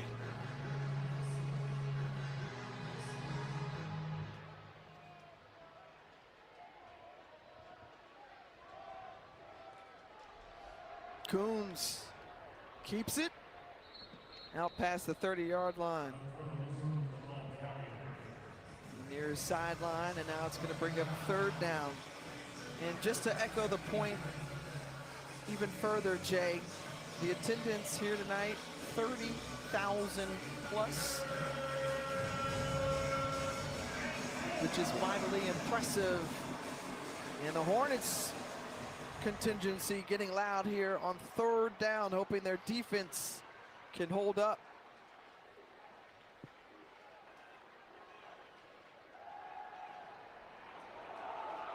Coons has Evans. Evans with the dynamite catch. What concentration from Evans in the paint. 70 yards for J.J. Evans. Second touchdown reception of the night, but it was the concentration and the yards after catch that made it all happen. Evans has been a problem for Delaware State all night. In this case, able to adjust. And I think the key is he's able to get by the would-be defender. So once you have the defender in no man's land, he can't see the football, and then great concentration and finish off the catch with a touchdown. Yo, who the hell left the gate open? Spartans just yet. What an outstanding grab and play by J.J. Evans. He has indeed been dynamite, the longest play of the season for the Spartans. And Norfolk State right in this one. Come back with us for a thrilling finish.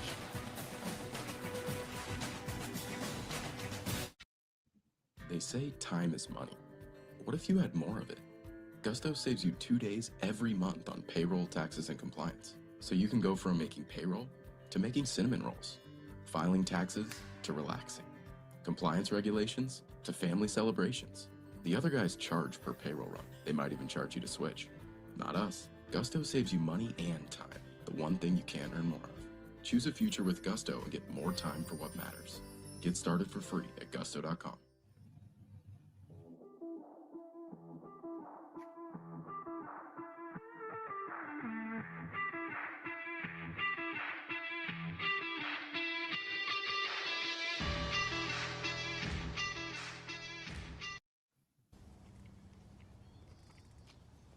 What does breakfast have that lunch doesn't, you ask? Bacon, egg, and cheese bagels, for starters. Set your alarm. What you doing, Zach? My T-Mobile home internet is so good. I wish I could tell the whole world. Zach, go right ahead. T-Mobile's got home internet! T-Mobile's got home internet! First and foremost, who the hell left the gate open? Who the hell left the gate open?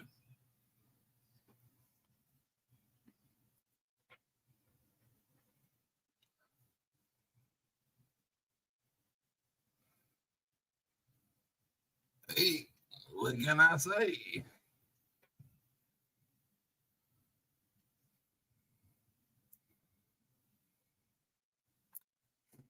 Hey, I don't want to talk about Vegas no more.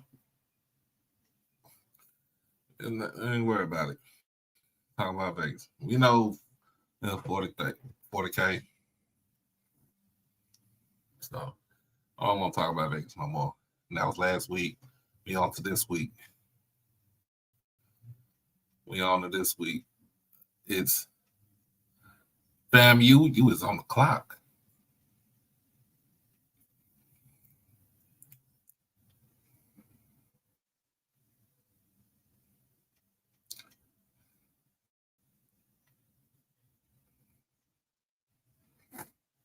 You was on the clock, FAMU. Just letting you know. We about to get on your bumper, nigga. Let me see what his top 5. Give me 5. John Jackson, the impact he has made at Delaware State, nobody saw coming. Tremaine Jackson, I see the job you're doing down there at Prairie View A&M. Fantastic job. He's one of the hottest coaches in HBCU football. Chinnis Berry, we know what Chinnis Berry can do. The job he did at South Carolina State, hot, hot, hot. Coming in at number 3, Eddie Robinson Jr. got the #1 team in HBCU football right now, proving that he can win the big game. At number 2, Trey Oliver, despite the loss to this Delaware State team, he's one of the best ones out there. And T.C. Taylor, I mean, his first head coaching job, won a national championship, continues to win well. Both #1 and 2 got upset a week ago, so may have to adjust this list a little bit if they don't get their acts together. But those are the hottest HBCU coaches, I think, right now out there on the market. And as coaching jobs start to come open this time of year, some people may take a look at that list and say, hey, we want one of those guys. Indeed, there could be a lot of shifting as Samuel Scaife IV trying to shift around, and there are yellow flags out on the field. on that return. We've seen a good bit of on kickoffs and punt returns. They're calling it tight. Supervisor of officials Andre Lowe must be tightening up the screws on them a little bit. It's a big nationally televised game. You know, want to make sure dot the I's, cross the T's. Let them play sometimes. Away from the ball. And I think that's unfortunate for both teams. It looks like most of these penalties have been away from the ball. Return. Holding. 84 to return team. That penalty is declined. During the return, holding is enforced on the spot of the foul. Return team, number 22, first down.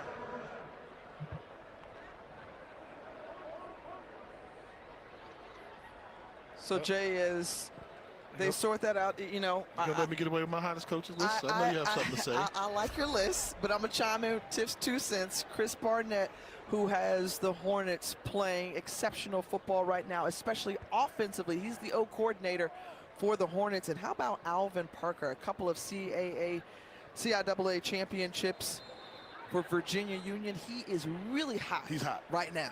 He's hot. Good list there. I'll give you credit. That's a good one there. It's complimentary here today, Jay. That doesn't happen very often. Caden Bennett tries to zip it in there and does so. Threads the needle into Nathan Stewart for the first down. Remember, Jay, their last drive started at their own 3-yard line. 18 plays. Longest drive of the season. Took nearly 9+ minutes off the clock. After the play, Jaden Smith, the graduate student out of Woodbridge, Virginia, down on the field for the Spartans. You know, and if I had to add a name on that list after seeing the job that Nemo Washington has done for Delaware State, the offensive coordinator, some folks will be talking about that as you see the helmet to the leg there, Jaden Smith. Hopefully he'll be able to recover from that and come back in this game.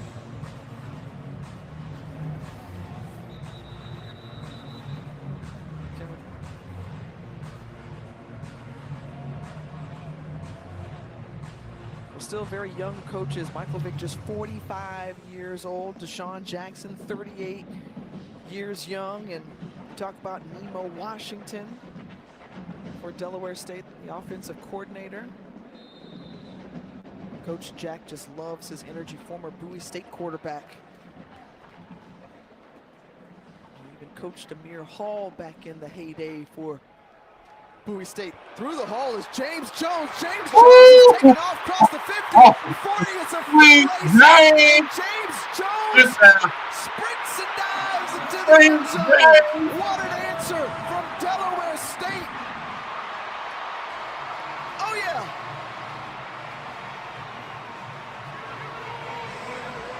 A 76-yard gallop for James Jones. Baltimore, Maryland's own. He put it all on display in that fantastic run. Power, balance, and speed. As he finished this off, I mean, watch the hop and watch the acceleration and the balance. Keeps his balance and then turns on the Jets and outruns the rest of the Norfolk State defense. Explosive play from James Jones. 4th time this season, Jones has gone over the century mark on the ground, and obviously aided by timeout. that Delaware big State, run. The first timeout, the 32nd timeout. Appears that Delaware State's going to call a timeout as they go for 2 to increase the lead to 14 if they can get it. But you saw the speed on display here. Once he didn't go down there, realized where he had to run after a little zigzag, turned on the speed, and it's a great job of running. Clinton Portis, his running back coach, should be proud. He used to be a home run hitter like that. Correction. That is the Delaware State second timeout. But Jay, that just goes back to the point you made earlier. A number of former NFL players on this coaching staff for Deshaun Jackson, and for as good as he has been this season, he's also surrounded himself with some very good coaches in the process.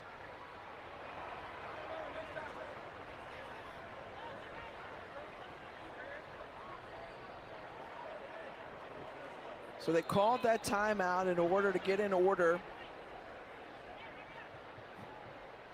for the 2-point conversion.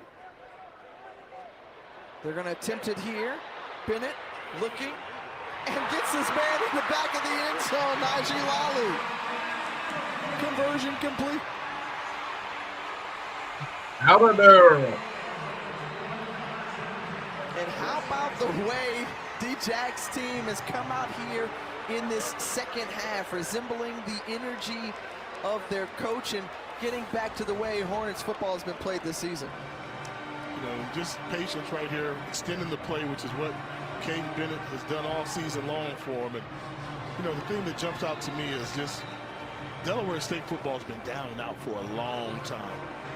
And for me to be a commentator and see the joy that you're seeing on these kids' faces, these folks have seen way more lose than they have winning. And for the hope that D-Jack has brought to the program, seeing instances like this, that's what it's all about.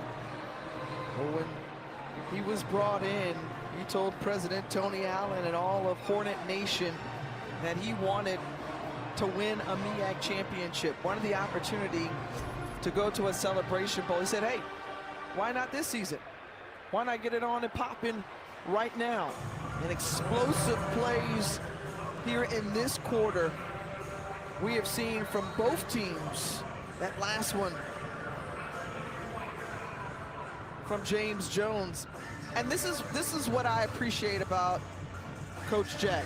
You know, he says, look, we've been doubted all year long, and players have felt that disrespect too, and they've taken it on the chin and really embraced it. And so when you watch the way they play with that passion and energy you talked about, they just want to go out and prove that we're better than people think we are. Absolutely. You know, you have a feeling the message at halftime was just go out here and play football. Stop worrying about the outside noise and playing in the stadium. And it seemed like in this second half, they tried to prove that they're one of the top 5 HBCU teams in the country. And he brings all that LA swag. LA faux show. Like we say in the hometown, faux show, LA all the way. Right. Well, those LA roots have served him well, because he said, look, then he had to develop thick skin. And so what he tells his team is you have to be comfortable with the uncomfortable. You know, Coach Jack is a guy who says, look, I'm comfortable in all environments just because of the way that I was raised, and I can thrive anywhere that I am, and getting these guys ready by putting them in situations to be comfortable with the uncomfortable. Back at it is J.J. Evans hauling that in from Otto Coons. A tough catch made. That's Drayshawn Kendrick who brings in the reception, much like his teammate J.J. Evans has done tonight. Yeah, this is where I thought they had the strength there. Wow, they're going to call that simultaneous possession and give that to the offense, but fortunate that wasn't intercepted by Delaware State.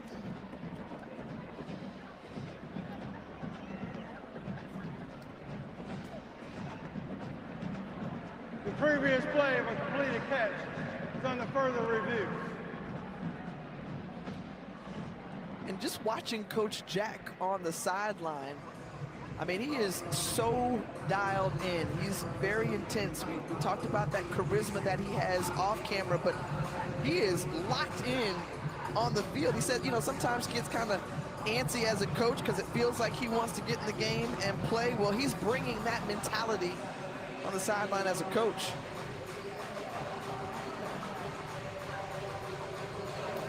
So Dedrick Gibson and Drayshawn Kendrick both have a hold of the football coming down. Yeah, I'm going to say simultaneous possession, and then the defense ends up with it when they're out of play.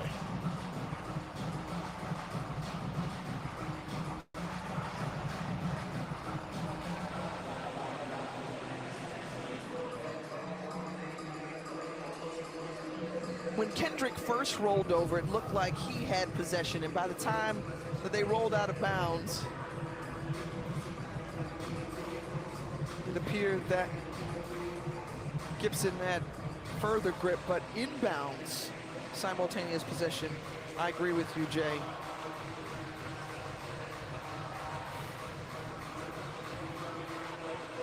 They both got it there. He's got his left arm underneath it. And 2 hands from the defensive back, Deidre Gibson, able to pull it away from 1 hand, but by then they're already out of bounds. And he's got it. He put 2 hands on there.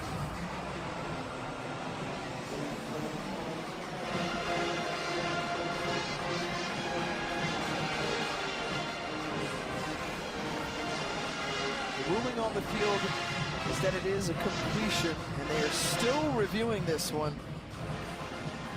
And you've got all kinds of sounds inside the stadium. The Spartan Legion band is playing. Our ESPN, da-na-na, da-na-na. You've got the house music going as well.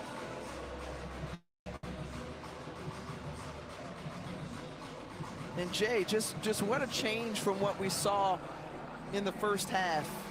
10-6 ball game. Not necessarily the identity of Delaware State that we expected to see from rushing the football. Norfolk State stood on their head and did a great job defensively. The ruling on the field of a completed catch is upheld. Well, thank you for that information. It seemed pretty obvious to me, but you understand why you want to challenge in that situation. And, you know, I think if Norfolk State, if you look at them, what do they need to do moving forward, they've got some skill position guys. The wide receivers and Kendrick and Evans, those guys are really good. Going from Cameron Thomas and King at the running back position along with Evans, they just have to shore things up front a little bit, but I think they have to become a passing team first right now. They don't have the ability to just push teams away at the line of scrimmage. Down by 2 scores, being chased out the pocket. Coombs can't complete the pass as a flag is there. 5.5 minutes left in the game. So it was Hebert who was providing the pressure up front to the QB, coming down from his safety position, and then Gibson on the outside guarding the receiver.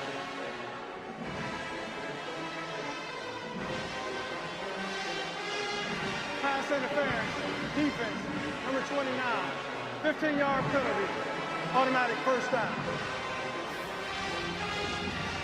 See Hebert with the pursuit there, able to nip at the heels and just got there too early for the pass interference call and turning the jersey around.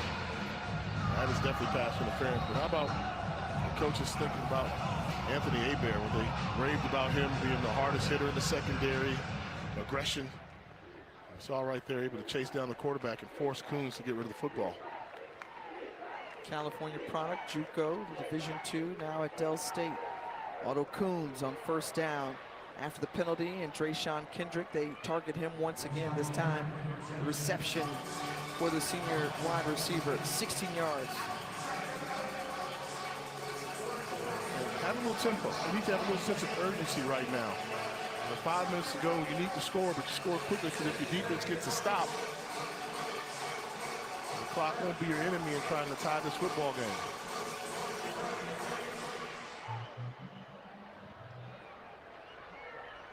They let almost 30 seconds go on the game clock. Play action, and they get Akeem Wright, the big tight end out of Norfolk. And another first down. So now let's see if they move with a greater sense of urgency. Again, trailing by 2 scores, but not out of this one. You've got a full complement of 3 timeouts plus the 2-minute timeout in this fourth quarter. It's taking them a minute to run 2 plays. You know, when you're in the trail position, that's too much time. That is too much time. This ball should have been snapped 20 seconds ago.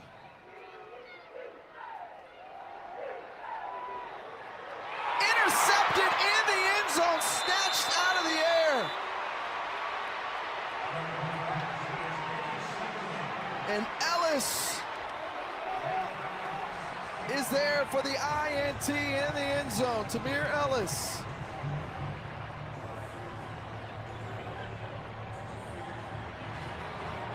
And Coons had the receiver there, but he just went there too late. Left side of your screen. If you stick it right now, that's a touchdown. But you allowed the sloth cornerback to come in to the play, didn't account for him, and intercept that pass. First turnover of the night, and a costly one there for Otto Coons in the Norfolk State Spartans.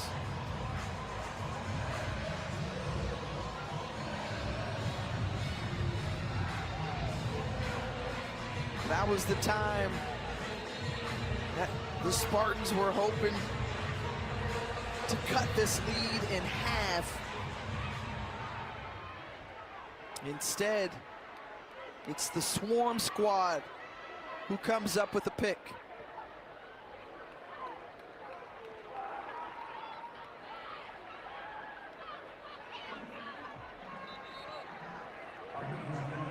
Marquise Gillis on the carry.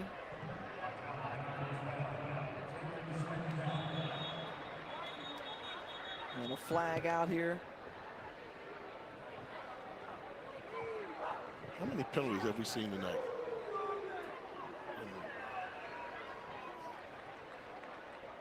17, 18 in total with this one right here. After play, unsportsmanlike conduct, offense number 69. After the play, unsportsmanlike conduct, 77 defense. Those penalties canceled. Result of the play is a second down. That is their first unsportsmanlike towards ejection. That's Justice Johnson, number 69. The heart of this team, the leader of this team, according to Coach Jack.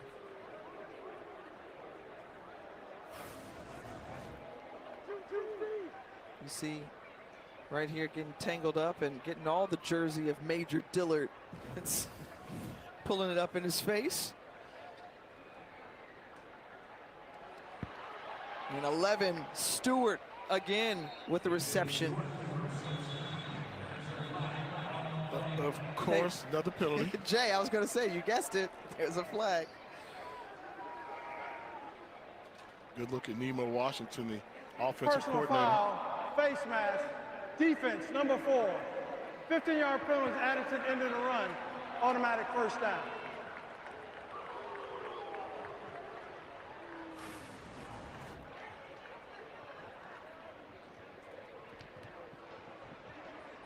Just unfortunate reaching back. That was Khalif Jemison. Got his hand caught in the face mask for the penalty on Norfolk State. Against his former team. Played at Delaware State before transferring over. Went to Michael Vick camps growing up. And when you think about just the Spartans and where they go from here, this is a learning year.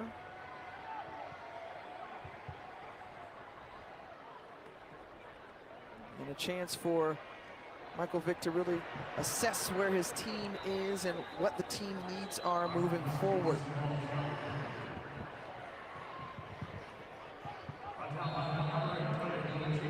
Meanwhile, Jay, what makes it so interesting for Delaware State is taking a look at their remaining schedule. We'll be in Baltimore. Timeout, Norfolk State has the second timeout of the half.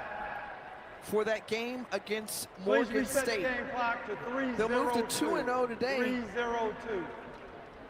And then they've got 3 games remaining in conference, and all very winnable. Can they win the MEAC? I mean, you just have a feeling a lot's going to be on the line November 22nd when they play the defending MEAC champions in South Carolina State, who's starting to play their best brand of football. But one thing I can tell you about D-Jack, his boys aren't going to back down from anybody. They feel like they can play with anybody. They've been tested, battle tested. They're a tough out for anybody. And just the MEAC just seems so open this year. You wonder, is this going to be a year where a team doesn't go undefeated to win the conference? Can you win it with one loss?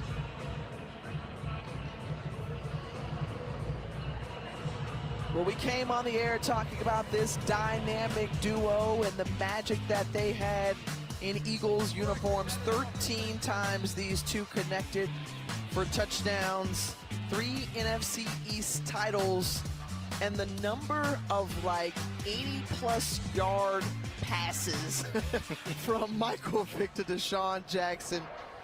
You just keep adding them up. They were spectacular together. You add to that LaShawn McCoy, running back, Jeremy Maclin. And Deshaun Jackson said, look, Michael Vick was like a hero watching him play growing up. And the brotherhood that they have has been special to see, not only on the field, but now in the coaching ranks. Timeout, Norfolk State. That's the second timeout to have. 30-second timeout. You get the feeling that they love Michael Vick in that Tidewater area down there. So he's going to get some guys around him. You know he was a legend at Virginia Tech, then the Atlanta Falcons, and then comeback player of the year in the NFL for the Philadelphia Eagles. And you're just taking his lumps right now, but you just have a feeling with everybody in that area and the local kids that want to play for him, brighter days are coming ahead for Michael Vick as the head coach of Norfolk State. You know what he said is former coach Andy Reid would tell him right about now if he would ask him about this, start to the season, not necessarily going the way he wants. He says, you know what? Find a way to fix it. That's the advice that Andy Reid has given in the past, and here it holds true. And so now you look at the remaining schedule for the Spartans. They'll go to Durham to face off against North Carolina Central, and then they'll close out the last 2 games of the season at home against Morgan State and Howard. They'll try to find a way to play spoiler for somebody, and any given day, if a team takes them lightly, Norfolk State still has to put it together and play a complete game of football, which is something they really haven't done this season. Marquise Gillis is swung down, and one thing you can say about this Norfolk State defense final timeout of the half. The 30-second is that they've really found a way to come alive here. So this is a building point for you if you're Michael Vick and staff. Yeah, coming in, the question was, how was Norfolk State going to stop this Delaware State rushing attack? And they answered that. They found some players that can stop the run. They played with a lot of heart and did really good. There was 1 or 2 explosive plays that separated them. Offense didn't do them any favors with special teams with the block punt. But you can see the improvement. I see a better football team than we saw to start off the season in Norfolk State. Well, Dr. Melody Webb, VP of Athletics, who hired Michael Vick, believes in his ability to turn things around for Norfolk State. That punt blocked. We've seen the 2 block punts tonight, 1 for each side.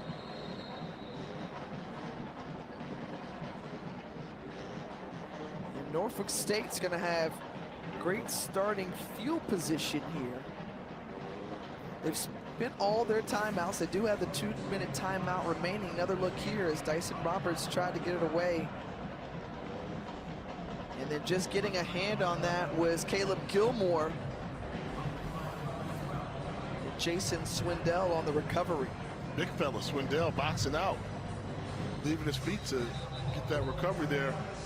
And now your Otto Coons, forget about that last interception. You got the ball back down by 14. Forget about it. Come out throwing it. Figure out a way to get a quick strike to score. And maybe just give yourself a chance to try and sneak your way back to this ball game. Let's see what offensive coordinator Brian Shepard dials up here from the 45 of Delaware State. They elect to run the football, and good pad level there from Xavion Evans. So picking up the first down, that's going to stop the clock temporarily. They'll spot the ball. But get to the line of scrimmage. See, you can tell from Coons as he's walking to the line of scrimmage, there's no urgency. They're not saying, hey, hurry up, let's get set. You can tell if the team is doing tempo by the quarterback's demeanor. And Coons just walking up to the line of scrimmage. Low snap handle, pass incomplete. Evans the target.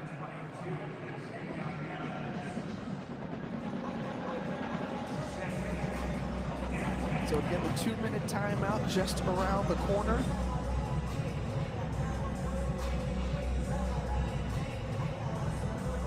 If you're Michael Vick, you want to see your team punch this one into the end zone.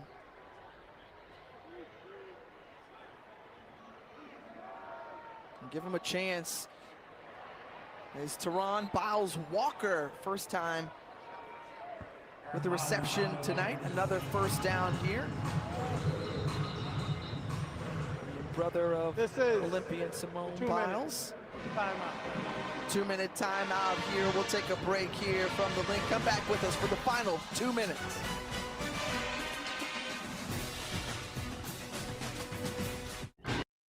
Oh, in a factory, there was a glove, a tougher kind of glove, like you never did see. Now the cloth is strong, stronger than the flames in the heart, and the heart's in the work does the life where we're safe at home. Oh. JP Morgan Chase invests in manufacturing to help create stronger communities. Make the green grass grow all around, make the green grass grow all around.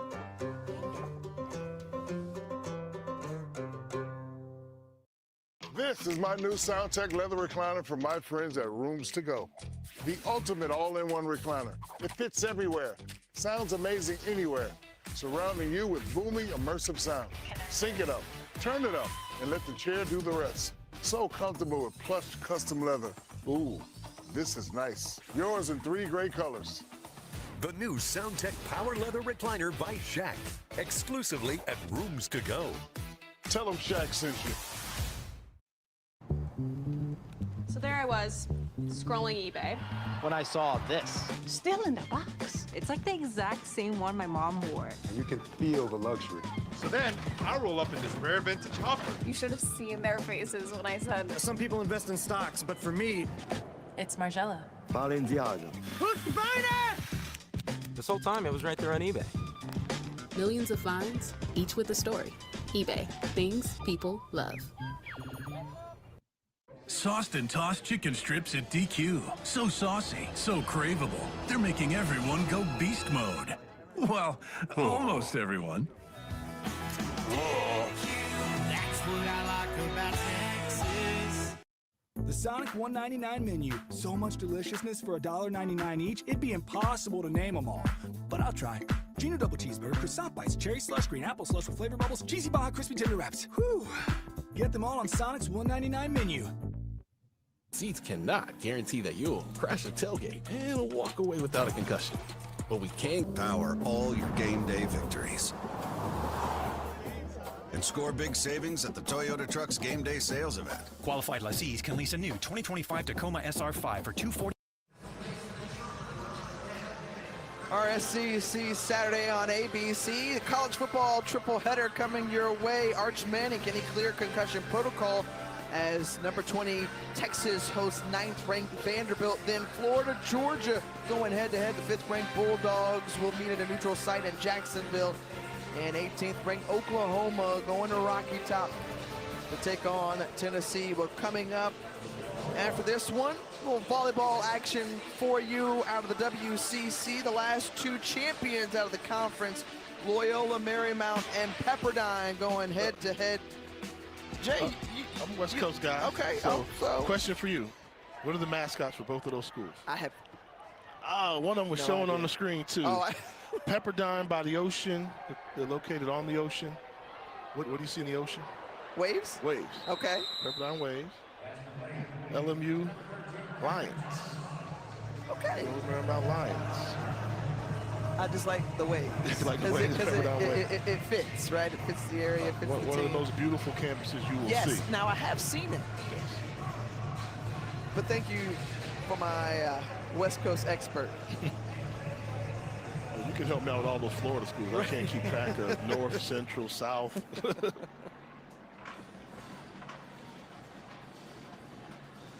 Here on 2nd and 5, Coons looking. Has a man underneath. Another first down completed. J.J. Evans, who's been the favorite target tonight. Look at Coons. Walk into the line of scrimmage again. Where is the sense of urgency? and not just put it on Coons, it's got to be with the offensive coordinator too.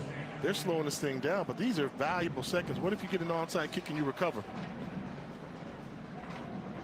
Instead, a little reverse action and trying to find some room to run is Kendrick, and he's stopped. And no timeouts to go, and the clock continues to run as Deshaun Biggs makes the play. That was a poor man's version of the Philly special. That just didn't go there. They covered the quarterback, the secondary receiver, nothing there at all.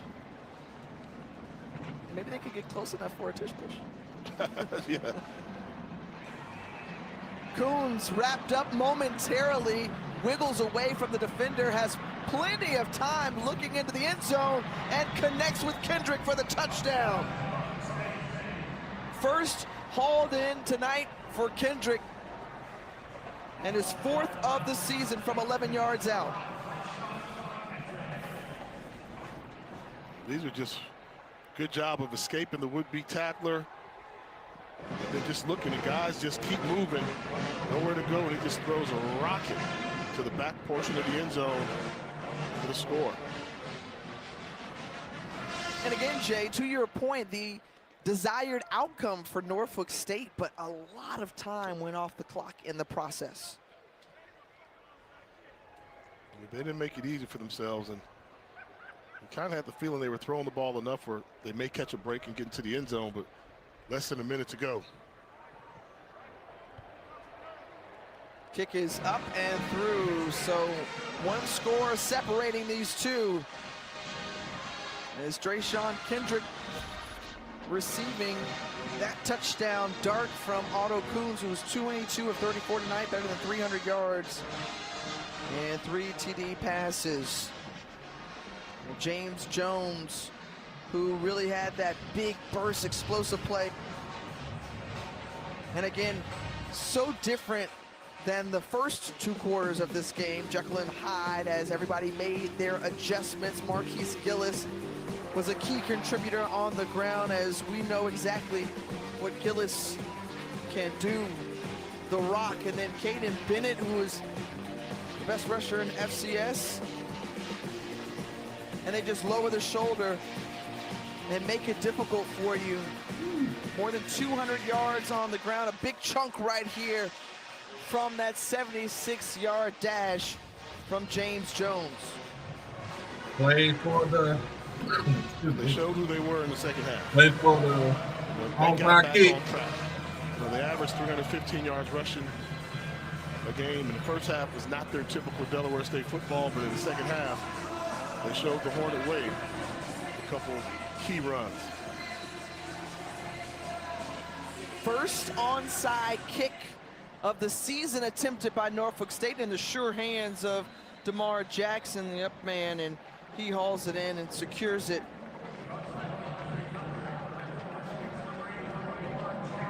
And Delaware State is just gonna try to take a couple knees and finish this thing out.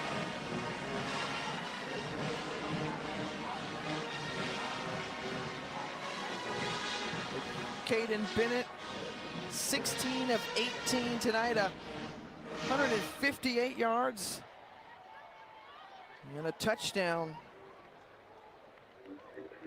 for the graduate student out of Reno, Nevada.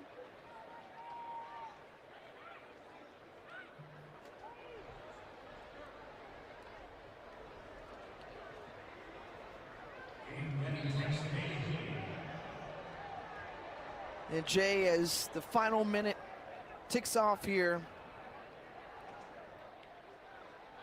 this Delaware State team is dangerous, yes, because of their running attack, but did you learn anything more about them here tonight? Well, they can win a tough ball game. You know, they've been in a number of close contests. They've won 1 or 2, lost a couple, but you just want to see the team continue to improve in their style. I think they throw the ball a little bit better and give it credit for. We saw how efficient Bennett was in this game. Pretty complete team. And the swagger of Deshaun Jackson has everybody believing his Hornets are for real. From underdog to headline, Delaware State keeps turning heads They moved to 2-0 in the MEAC, and tonight bested his former teammate, Michael Vick. No problem. I got y'all. The Hornets sending a message to doubters and to the conference that Delaware State has arrived, Jay. Yeah. That hug right there says a 1,000 words, you know. So often you see the picture of the coaches hug real quick, but that's genuine love for each other and pull for each other throughout it all. That's why we're My in pleasure, Philadelphia. y'all. My We came to pleasure see for these two free. face off. Interesting ball game, but right now, Deshaun Jackson still can't say enough about the job he's done with this Delaware State Hornet program. They said for 60 minutes they would put their friendship and brotherhood to the side, and then you see the respect and love once the clock hit all zeros. First time that they have been 2-0 in conference play since 2007, which is when they brought in their last MEAC championship. The old squad led by all-conference player, the offensive player of the year guy by the name of Shahir McBride. Their standout wide receiver when they won the MEAC and advanced to the playoffs. They still got a chance. Undefeated in conference play. Nobody saw this coming. And they hoist Coach Jack on their shoulders as he says, "The link, it's my house, y'all." All smiles, and what a remarkable turnaround we have seen for Delaware State. He walked into a tough situation, knew that it was going to be a tough job. He says, you know what? I've done tough my entire life. I know how to handle this. Meanwhile, for Michael Vick, the rebuild continues. It's going to be an uphill battle, a steady process, but he's determined to stay the course.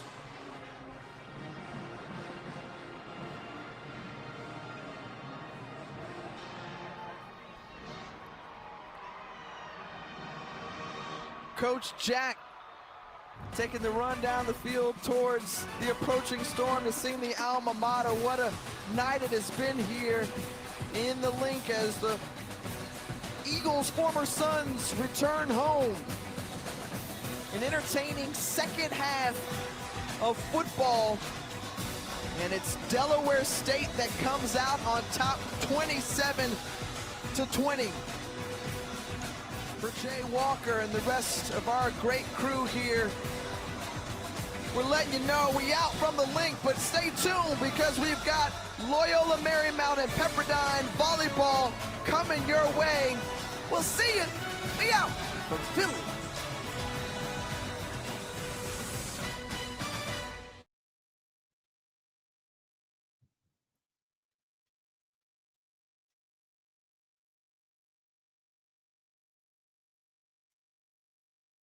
And that is it, y'all. That is it. Man. Appreciate everybody. Got up to over 500 folks between YouTube and Twitter. So if you haven't done it now, make sure you hit that follow button on the Twitter side, but also come on to the YouTube side, hit that subscribe button. Also, if you are new if you are new to the channel, make sure you subscribe to the channel, like, share, comment, subscribe to the channel. Appreciate everybody for sending all the super chats, sending outside donations.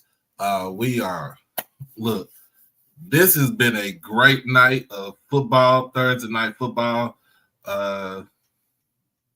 Deshaun Jackson got the best of his big brother, Michael Vick, in Philadelphia. In Philadelphia, man. It's good to have that, but y'all know what time it is. It's time for me to head on to the big job, the one that actually pays my bills. But be back here Saturday, starting at 2:00. The first game of the day will be Prairie View versus Alabama State. The nightcap will be Jackson State versus FAMU. Make sure y'all tune in on Saturday. We will be covering all football games over the weekend. And also next Friday, from what I heard, next Friday will be, I think Delaware State plays next Friday against Morgan State. So if it's on TV, make sure y'all tune in over here next Friday, because I will cover it next Friday. And we'll go into the MEAC on Saturday and into the SWAC. And we also cover Division II football too. So whatever is a Division II game that's good, that's out there, make sure you let me know. It'll be the game of the week for Division II. But other than that, I am about to be out of here. We got Lionel, the AKA the hater, in the chat. He said Prairie View 23-16. I don't know. Don't let Drew come up in there and start shimmying on y'all damn field. For real. But as always, man, y'all be blessed. Y'all be safe. Hug your loved ones. Love on your loved ones. Also pray for my homegirl Danny. She said she just lost her grandmother. So give her condolences. She does great work with HBCU athletic conference and with Suno. So make sure y'all give us, send condolences out, because still always love on your loved ones. But other than that, always crash out on your kids and beat them out the penitentiary, because that's what I do. But we're gonna be up out of here. As always, y'all know what it is. Be easy, baby. Peace.